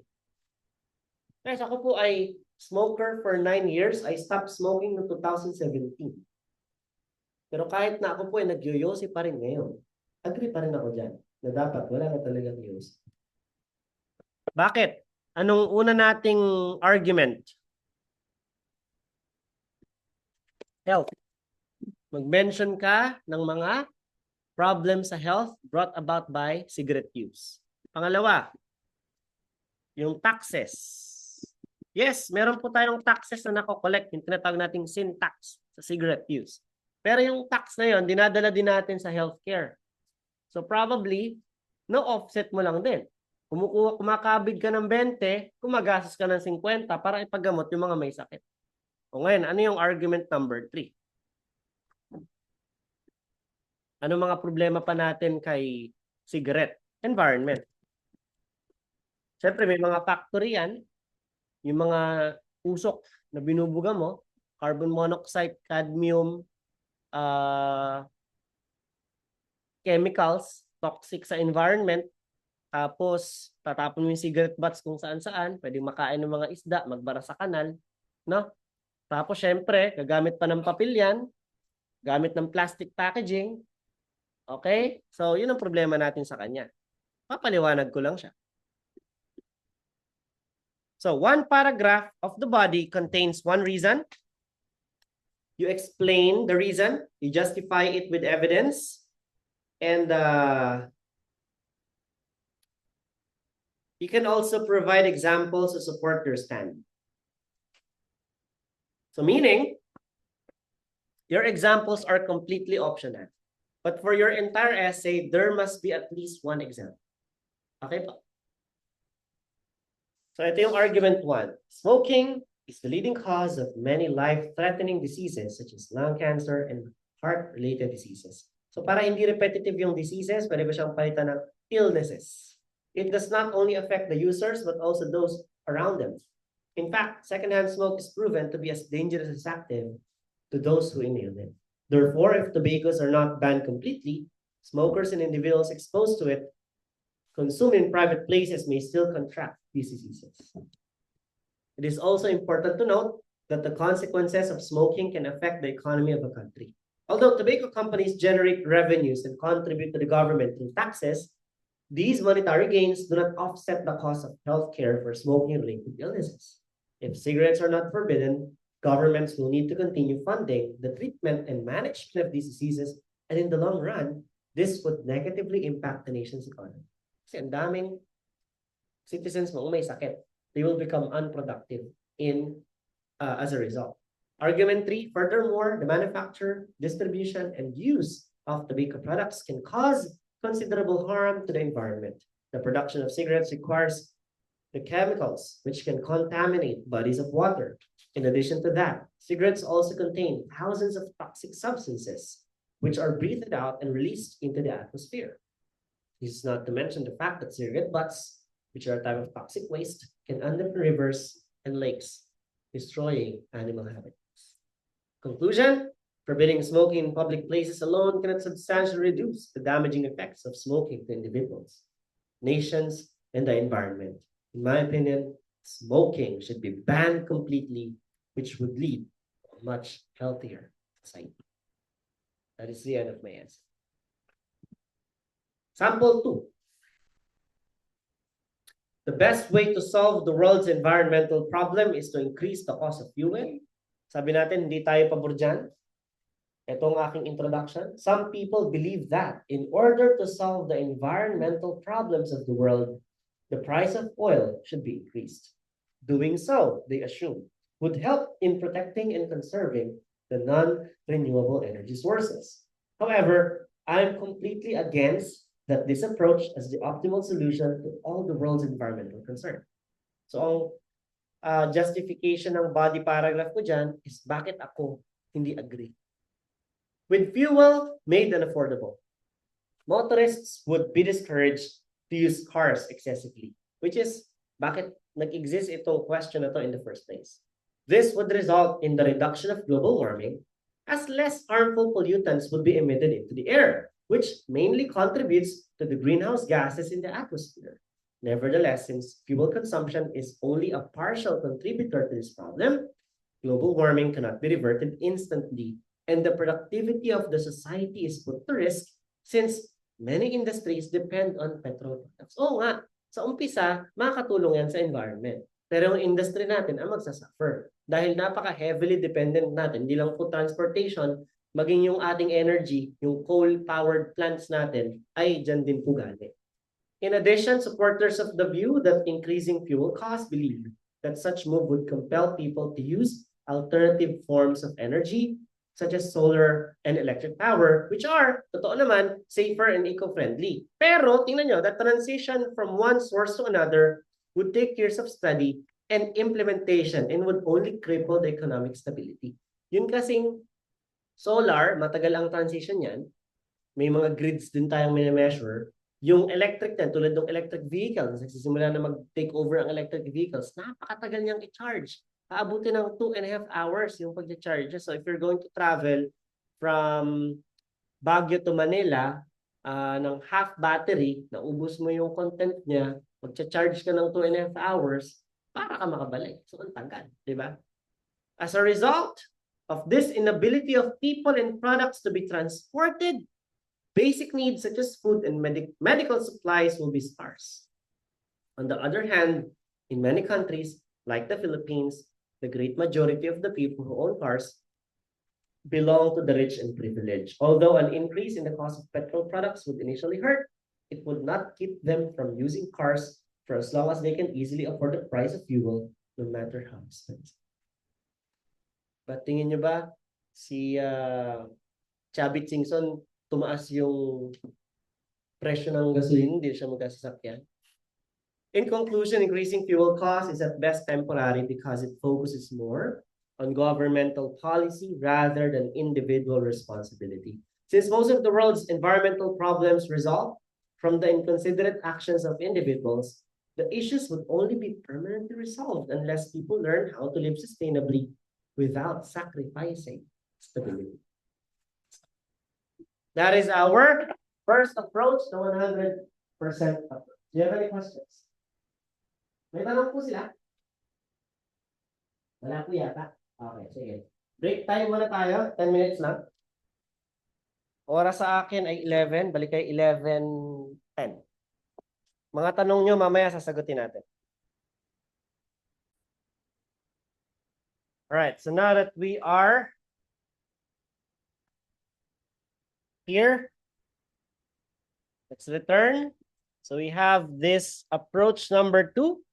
Or the ideal approach, you actually agree or disagree, but there's one opposing view, meaning you're not 100% agreeing or disagreeing.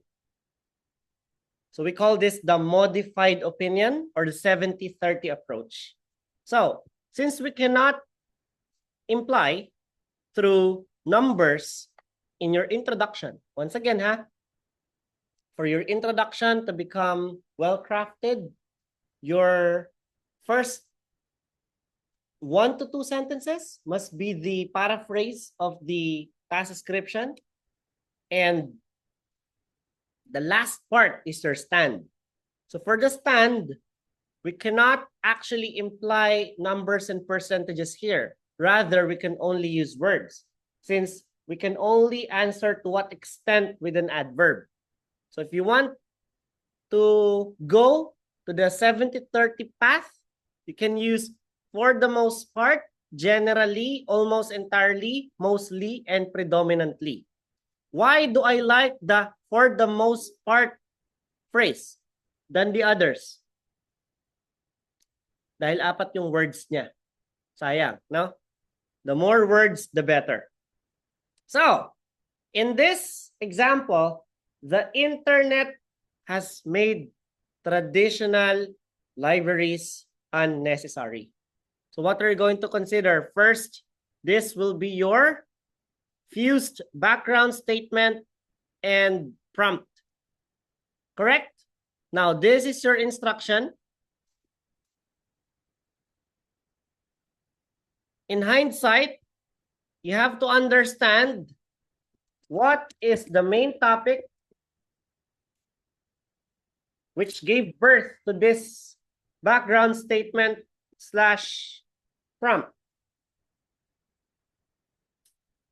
Education, am I right? Now we have contrasting elements. Education through traditional means or education through the use of technology. Definitely, no one is here present na, teka, saan ba gawa yung nylon? Mamaya nga makapunta sa library para alamin kung saan gawa yung nylon. Wala naman dito, di ba? Na ganun yung idea. Ikaw ba, sir, kailan ka ulit punta library? Tagal na, di ba? Siguro estudyante ka pa lang. Sino taga-Cabalatuan? Taas naman. Ma'am, alam mo ko nasa library dito? Saan?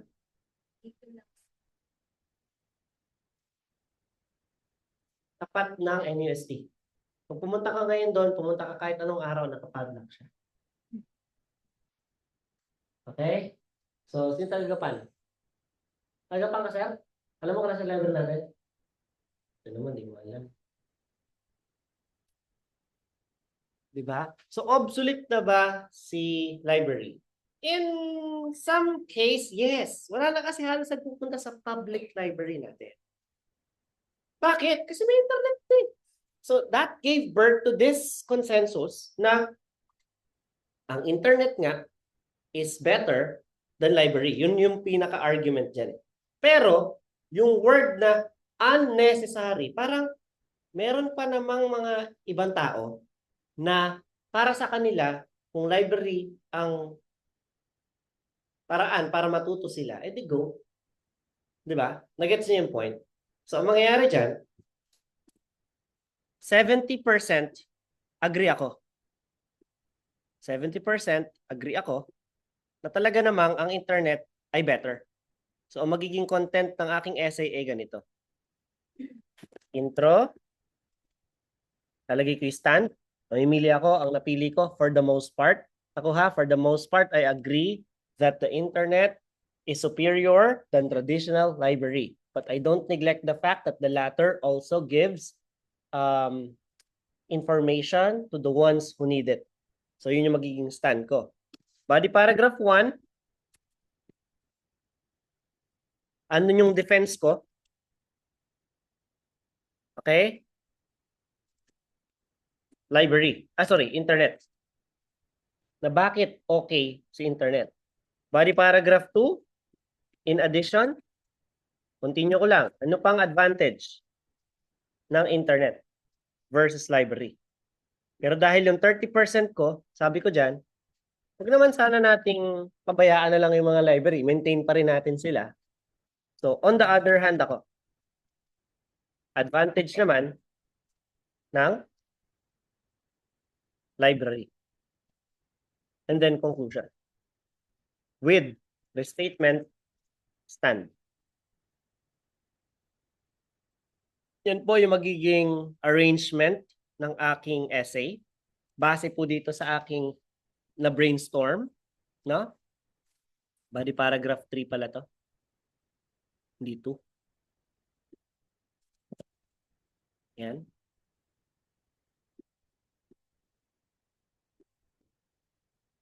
So you agree or disagree to a certain level but with one opposing view. on either paragraph 2 or 4. So yun pong contrast mo, mamaya papaliwanag ko yan ha, saan mo siya pwedeng ilagay. You introduce the topic and the stand. Sir, kanina ka pa sabi ng stand. Ano ba yung stand na yan? Well, yung stand po is your opinion, which you have to justify later on the body of your essay. Therefore, it is a very essential part of your composition. So instead of isusulat mo yung I agree, pwede mo siyang palitan ng I support the notion that. Eh sir, paano kung disagree? I do not support the notion that. Ano pa? I adhere the ideology that. Pag opposite, I do not adhere the ideology that.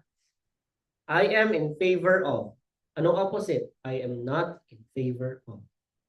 At ang paborito ko sa lahat, I find myself in accord with the notion that. Sama mo pa. For the most part, I find myself in accord with the notion that. 13 salita. Agad. Stand. Nakuha po? Remember ha? Wag na wag pong kakalimutan yung for the most part, almost entirely, predominantly, generally. Pakita ko ng example. The growing number of overweight people is putting a strain on the healthcare system. Ano pong ibig sabihin niya? Yun daw pong padami ng bilang ng mga bata na lumalaki ang timbang is nagdadagdag ng burden sa healthcare system. Ano ibig sabihin nun?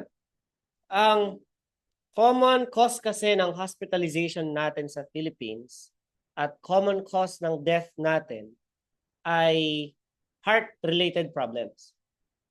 So meaning, kung cardiovascular diseases yon, including diabetes, high cholesterolemia, atherosclerosis, tsaka heart attack, including stroke,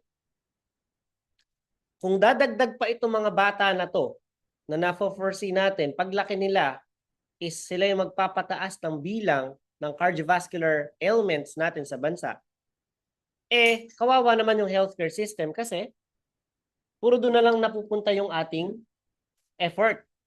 Puro sa cure, di ba? Puro sa cure. Kaya sabi na, prevention is better than cure. Guys, by the way ha, wag na wag po tayong gagamit ng mga ganun ha sa essay. Prevention is better than cure. Time is gold. Honesty is the best policy. Cliche kasi siya, sawang-sawa ng mga examiners to. Okay? Parang elementary yung gumawa kasi pag gano'n. So, some people think that the best way para daw masolusyonan yan, mag-introduce daw tayo ng mas marami pang PE. Ano ba kasi ang problema? Brainstorm, di ba? Ikaw ay bata, ang pasok mo 8 to 5. Parang nasa office ka, di ba? 8 to 5. Gising ka ng alas 6, kain ka ng breakfast, dahil yung mother mo ay nagmamadali, magluluto yan, tusino, hotdog, yan, longganisa, cereals, mga mabilis i-prepare. Tapos, nag-aral ka, pag-uwi mo ng bahay, pagod ka, nag-orange juice ka, kumain ka ng cookies, nag-Nintendo Switch ka na, nanood ka na ng mga cartoons. So, 5 araw sa isang linggo, ganun ginagawa mo. Naturally, wala ka masyadong physical activity. Kaya naman sabi nila, okay, bakit hindi na lang tayo mag-introduce ng physical activity sa school mismo?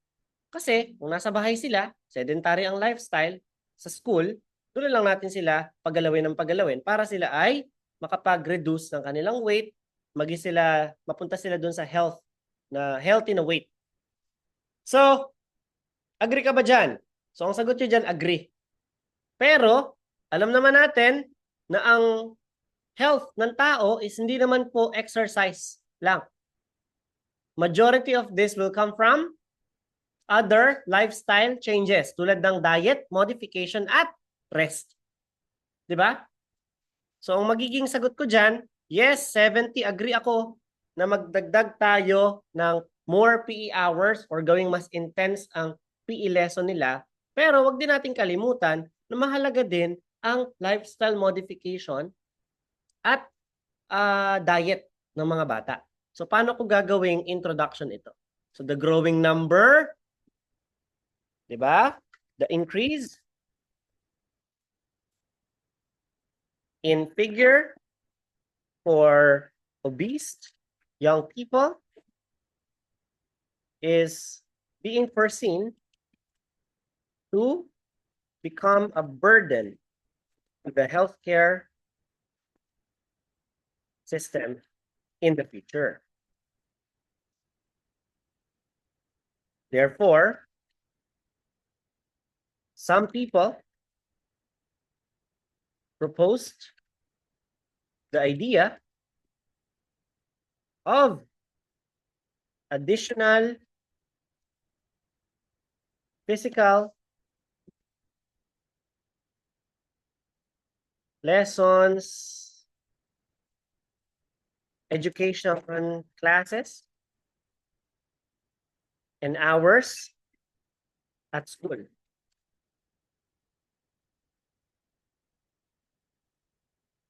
For the most part, I am in favor of the idea, but I do not neglect the fact that lifestyle modification also plays a huge role in this mission. Ibig sabihin niya, for the most part, pabor ako, yun yung 70-30. Kaya kung may but I do not neglect the fact, yun po yung aking 30. Yan, ang sample introduction ko for this type of question.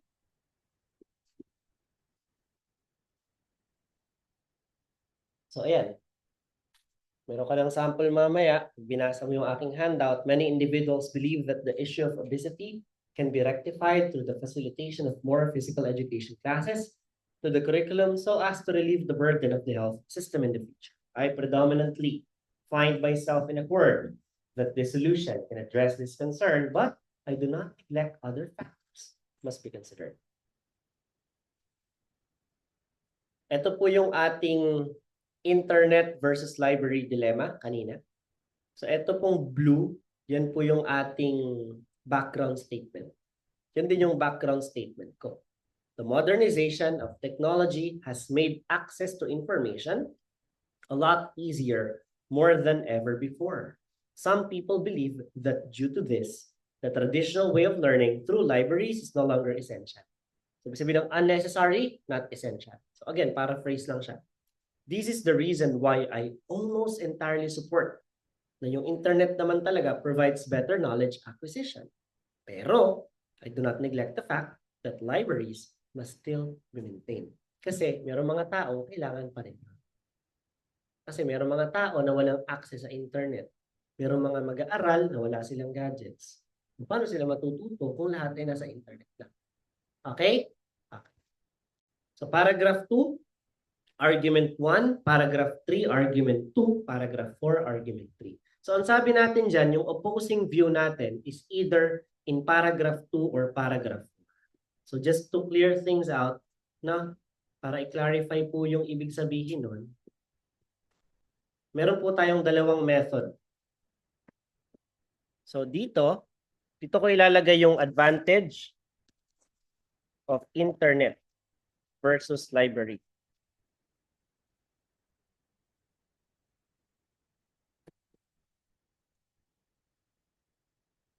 Sa paragraph 3, gagamit ako ng moreover. Ando na naman, ang advantage ng internet over library. Kasi yun ang 70% ko eh. Tama? Okay. Now, sa paragraph 4, i-introduce ko na huwag naman natin pabayaan yung library. Importante pa rin naman siya. So, on the other hand yan. Advantage of library naman versus internet.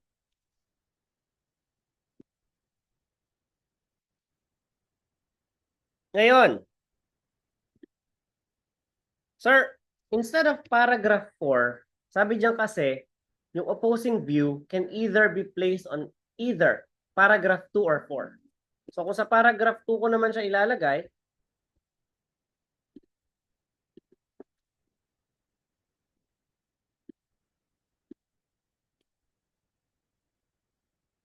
Unahin ko muna yung library versus internet. Tapos, hindi ito more over on the other hand.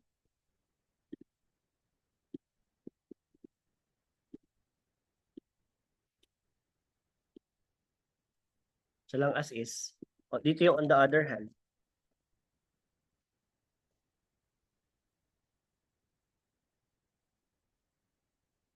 Advantage ang internet. Nagdadagdag ako. Furthermore, advantage pa rin ang internet. So, ganyan po yung arrangement ng essay na. Okay? Okay? Okay kayo ng okay. Pag hindi ganyan ginawa, bibirahin ko kayo, ha? So there are two ways to arrange your essay. So it's yung 70 mo, no? Sige, from scratch nga natin. Regardless of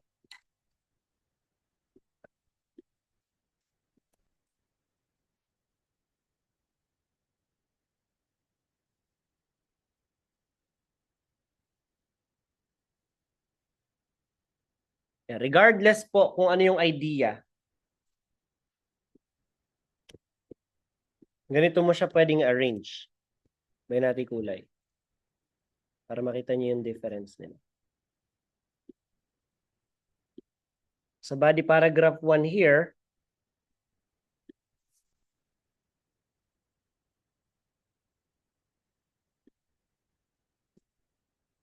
so yung 70 muna kung saan ka nag-agree na mas malaki. Then, ito yung continuation. Dahil nagko-continue ka, gagamit ka ng furthermore, moreover. Tapos, dito mo na i-introduce yung 30%. Dahil opposite side ito, gagamit ka na ng on the other hand, however. So, dito naman sa kabilang side, dahil uunahin mo yung 30%, introduce mo lang yung concept. Dito ngayon magkakaroon ng contrast. In contrast, on the other hand, however, tapos ito na yung 70% mo, yung continuation niya. Dito ka magkakaroon ngayon ng furthermore, moreover, in addition to that. Nakuha? Yan. So yan po yung method kung paano ka sa 70-30.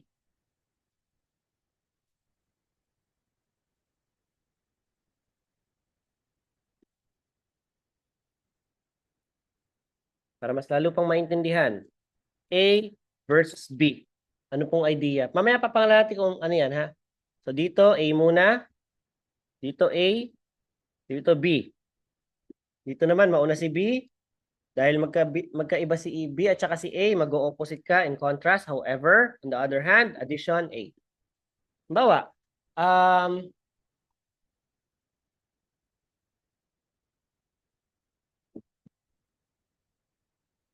seminars. So si A, siya yung live seminar. Yung B, webinar. Sabi mo, mas okay si seminar kaysa kay webinar kasi nga yung iba kailangan nilang matuto in person. A, B, or B, A. Ganun po magiging idea dyan. Nakuha? Okay. In terms of education, there's no doubt that the internet propels the academe to greater heights since obtaining information is much more accessible through online web search engines like Google than traveling all the way to a library to search for the information. Individuals can do this easily with a few clicks and taps whenever they want to, whatever they may be. So anong una kong argument, bakit better ang internet than library? Ang una kong argument ay accessibility. Na? Mas convenient siya. Hindi mo na kailangan pumunta doon sa library, maghanap ng parking, gumastos ng gasolina, gumayak, mag-sign up sa library card, maghanap ng librarian. So, anong gagawin ko na lang? Google search na lang. Goods na goods. Moreover, online resource materials such as electronic files are also less expensive and more eco-friendly than books. Magkano books natin? Sino mga nurses dito? Mga nurses po ba dito? Wala akong nurse? Wala, first time Okay. So book natin sa nursing, nasa 7,000 isa eh. Isang set yun. For example, yung ano kung meron pa ako dun? Barbara Cugina. 8,000 page siya. Isang book pa lang yun. Diba? Paano may maternal and child health? Mahal siya talaga. So, may mga e-book na tayo, mas madali mo siyang i-access. Siyempre, kapag akla talaga yan, kaya siya mahal. Bakit mo mas mahal talaga yung book kaysa e-book? Siyempre, yung book, i-print mo yan. Kakat ka ng trees. Ma-manufacture mo yung printing. May logistics ka pa. Meron ka pang mga binabayarang royalties ng mga researcher. Kaya siya mahal. E pag e-book, na-download mo lang siya. Okay na okay. However, I can attest that libraries contain literary articles that are still essential even today. Many people who live in the remote areas still do not have access to stable internet connection or even the money to buy electronic equipment or access to different websites. This is the reason why I still believe that libraries are still vital to the ones who need to study despite not having the gadgets and internet. In conclusion, although the internet is indeed a technological marvel when it comes to information acquisition, I'm also in favor of library improvements so the ones who need them can access the knowledge as well. Together, society can become more educated in the future and becoming equally technologically advanced and improving learning for everyone through online and physical. So sa madaling sabi po pala, kapag nag-agree ka using 70-30, agree ka sa kanilang parehas. Yun nga lang, mas lamang yung agree mo sa isa. Okay po? Nagets yan? Alright. Ito yung sample natin sa overweight.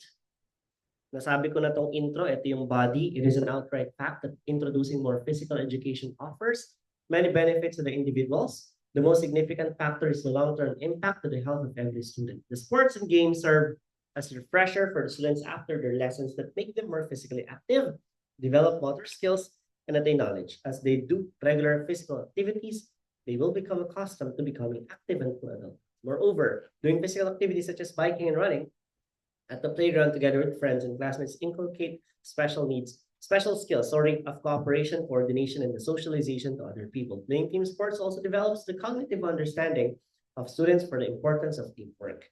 However, the body also needs healthy food and enough rest. Young people must refrain from consumption of junk food that often contains high calories that lack the necessary vitamins and nutrients.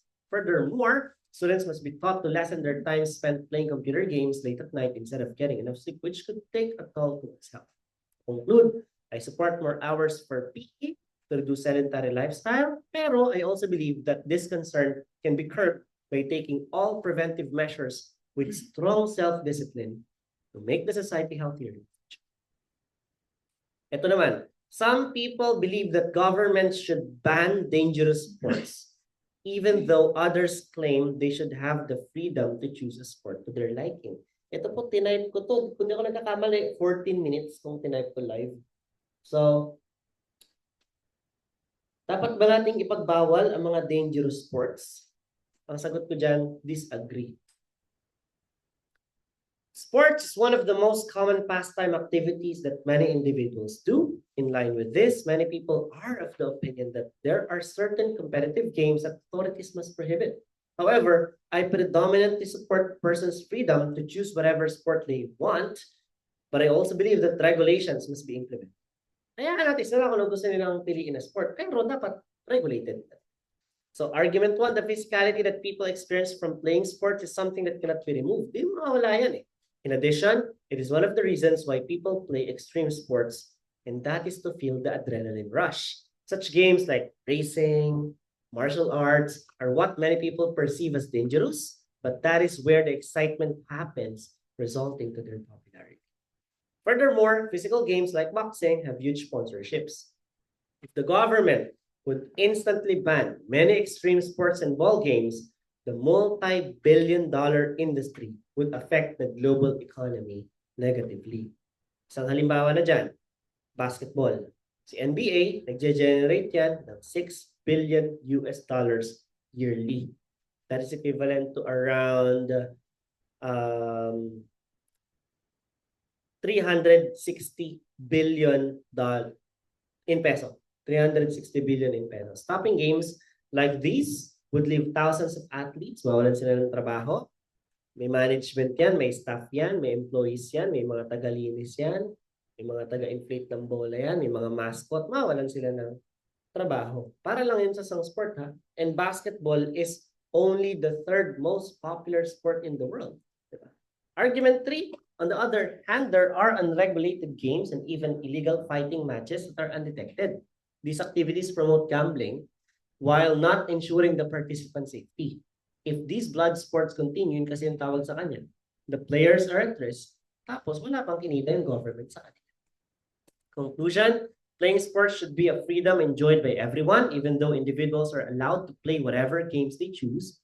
The government must still regulate the safety of the participants to ensure that enjoyment and sportsmanship are.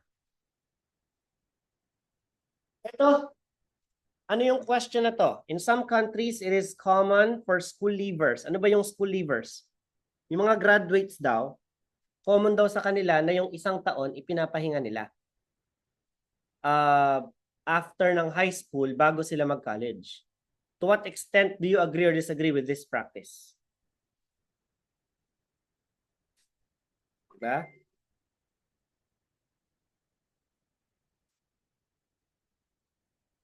Pwede?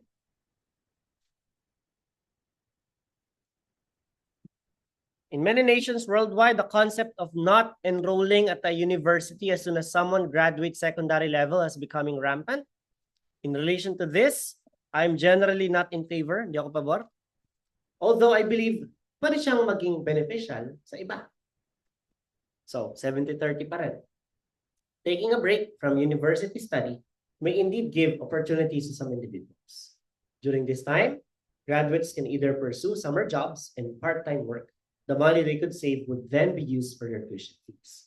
This will make them more responsible. However, it is not ideal since they are not well experienced enough and could be paid less than what they deserve. Tinatawag na nating lowball offers. This could lead to work exploitation if not corrected early. Furthermore, there is no best time to enroll besides right after graduation. Bakit? Siyempre, fresh pa yung mga natutunan mo eh. Nasa iyo pa yung mga natutunan mo, i-continue mo na lang. This gives students an edge since the basic knowledge they have acquired from collective years of studying can be used in a more advanced setting, especially when studying specific courses. Moreover, the knowledge they have are still fresh as compared to when they take a year off, which could make them forget some of the important lessons from the previous learnings. Ito na yung aking contrast na pwedeng maging advantage din yun. Since going to school could be tedious, some individuals feel that they need to take a year off to avoid burnout. Siyempre nakakapagod din naman yan, no? This is to give themselves a proper rest for the meantime before engaging in a more advanced level of studying. It could be beneficial to these people since they will be regaining confidence after enjoying a break from schooling. They could also use this time to think, ano nga bang course ang pinaka-nararapat para sa kanila? In conclusion, ay 8 minutes ka lang pala tonight.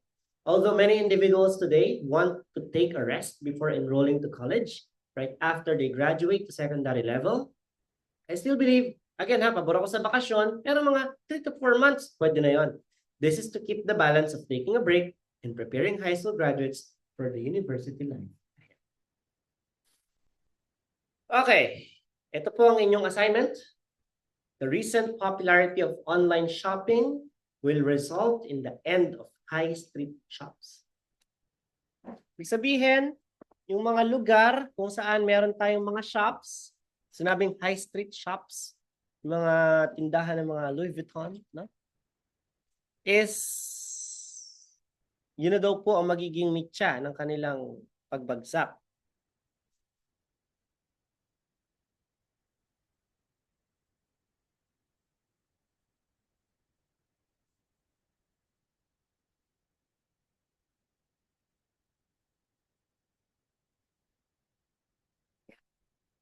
Tapos, syempre, gagawa din ako ngayon ng essay para makita nyo kung paano ako gumawa ng essay.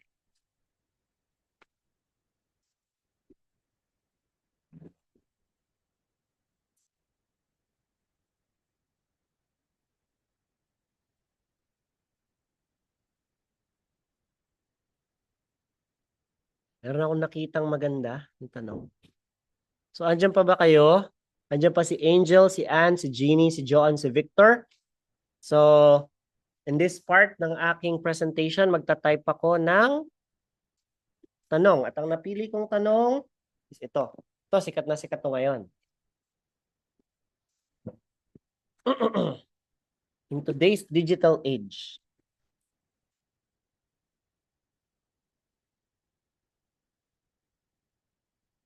anyone with smartphone can capture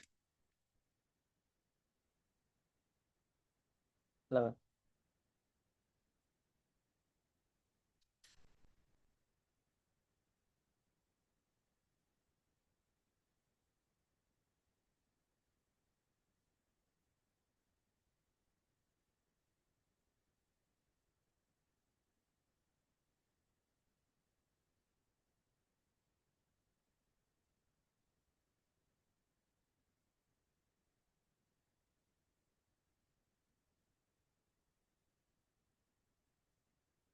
Okay.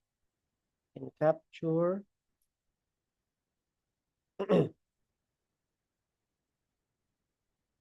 and share photographs.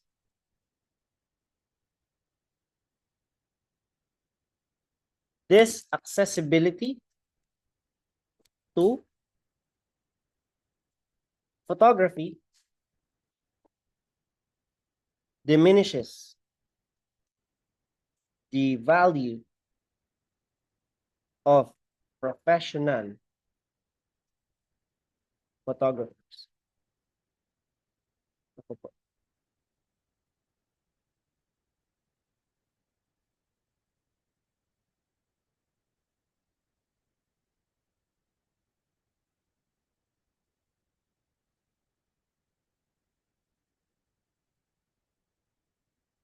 To what extent do you agree or disagree?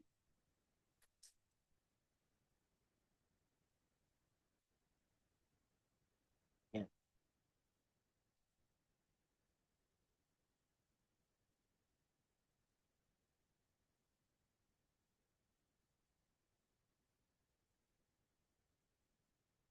Siyempre, ay, share.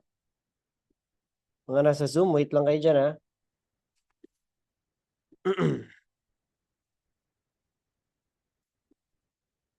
There we go. There we have it. Nice.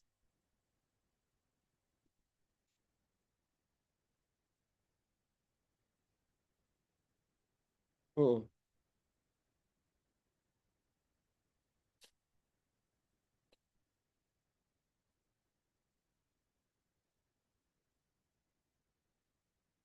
Oras sa akin, 11:48. Let's go.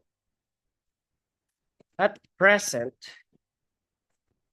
the rule of no guest photography, also known as unplugged wedding ceremonies, have become much more common, more than ever before. This idea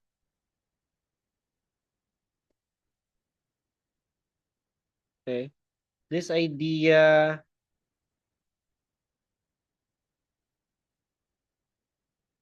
will ensure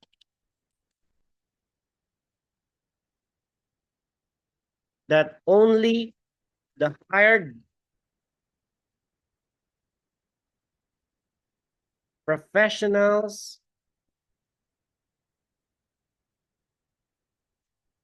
will be the one snapping photographs during the event. Since many guests could interfere with the flow of the event. In my opinion, I predominantly find myself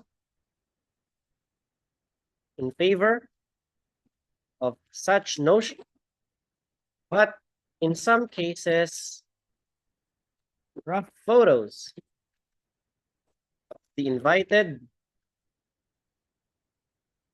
could also be used by professionals.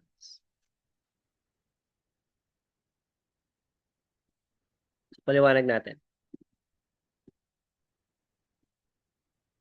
Due to the in light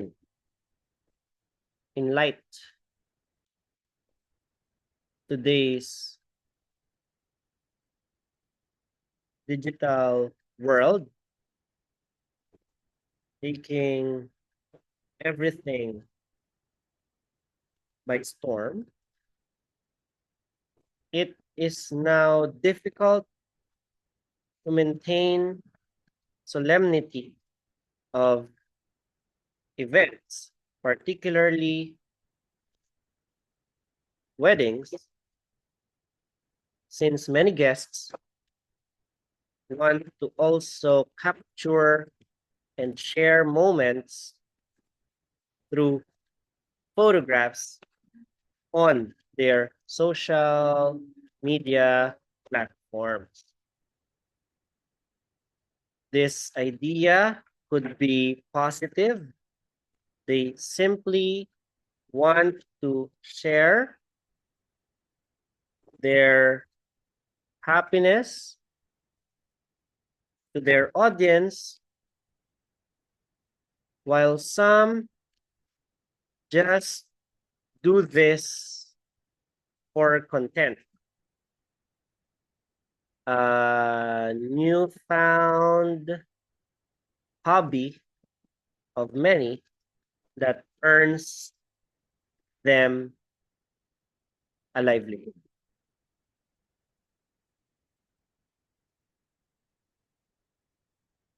In addition, since the guests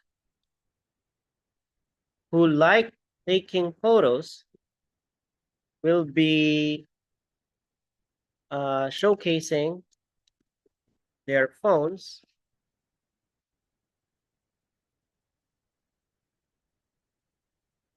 a lot of instances, this becomes a hindrance to the actual hired individuals take photos. In some scenarios, even, the invited phones pointing upwards even block the shot of such photographers, leading to frustrations of these individuals and even the couple. Therefore, it is now becoming more common to remind wedding attendees to avoid using their phones throughout the event for fear of such mishaps. However, some snapshots of guests could also save today. Since photographers are busy capturing events from the flow of their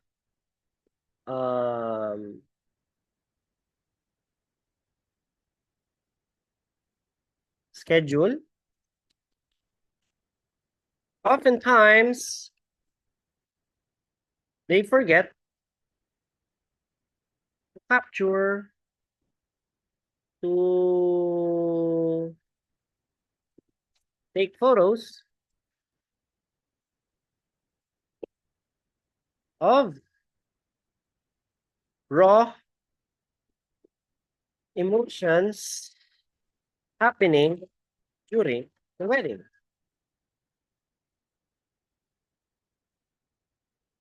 That is why, in some cases, the newlyweds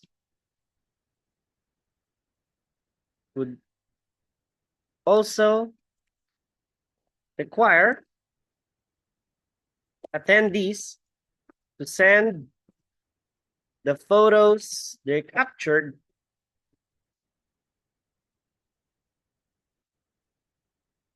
to see which ones they will include in their album.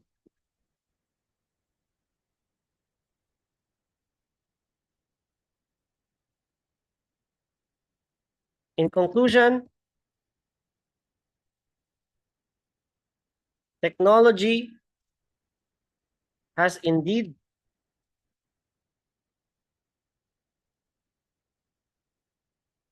become a sensation. Teka lang. Technology indeed is technology has become part of a person's daily life. However, let us not make the use of our smartphones to interfere with an important occasions, with the important occasions, double S, of our loved ones. Rather, let they be tools to help them make memories during this once in a lifetime memory. Happy Memories Life, once in a lifetime event. Okay. 11:48, 11:58, 10 minutes kong ginawa.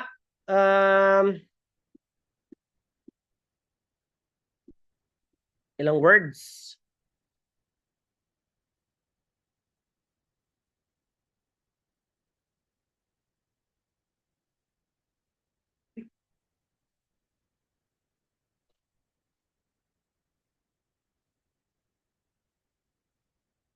Lima lang po, bawal pong umanim. Lang ha? Word. This is 70-30. 70, I agree na dapat unplug talaga ang weddings. Kaya sa umpisa, problem ito. Sa second part, problem ito. Sa third part, pwede itong makatulong. And then conclusion. Okay, count natin muna. Ano po? Alin po? At yun nga po, yung assignment nyo kaninang pinakita ko. Napicturean nyo yan? Yan. Yung end of high street shops. Yan, assignment nyo po siya. So, ipapacheck nyo po siya sa akin, ha? Kailan nyo papacheck? Next week. During mock.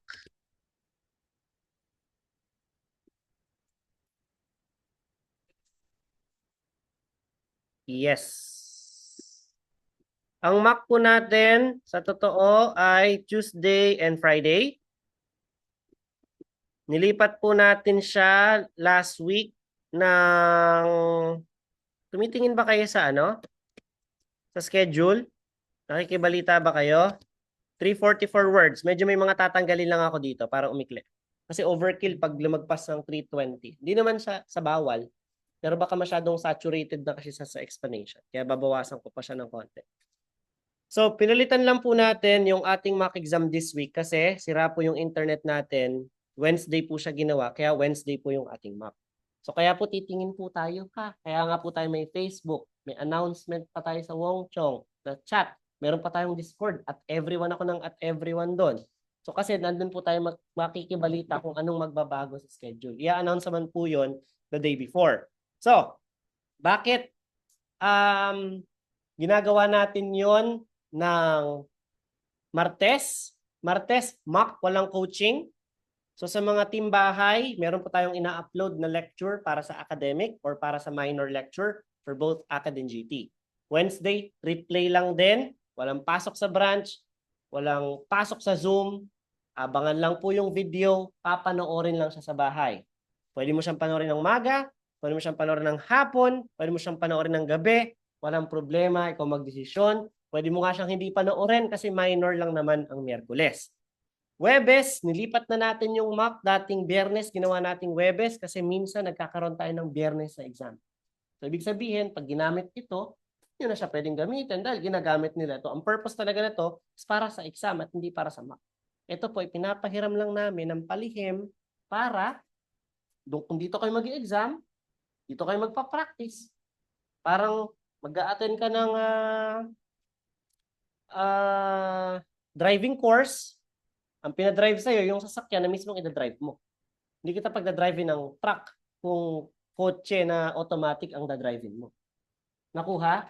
So, kaya po ang mock natin ay Webes na at isinasabay po natin yon sa one-on-one coaching. So, one-on-one coaching, kung kailan mo feel na handa ka na, sa mock, kung kailan mo feel na handa ka na, tsaka ka lang po pumunta. Again ha, ang review natin po is 1 taon, mahaba yan. Kung 2-3 buwan ka dito, yung Biyernes, Sabado na ipapasok mo, enough na yon para mag-prepare bago ka sumabak sa Biyernes. Webes, Biyernes, Sabado na ang napapasok mo. 2 to 3 months, goods ka na para mag-take. Hinog ka na. Okay po? Alright. So, yun po yung ideal natin. So, wala na pong tanong. Kayo rin po ba, sir, Ako rin. Magsasawa ka sa akin, sir, ano? So, si Angel, Ann, Jeannie, Joanne, thank you. Have a nice day. God bless and good luck. That is the end of our meeting. Actually,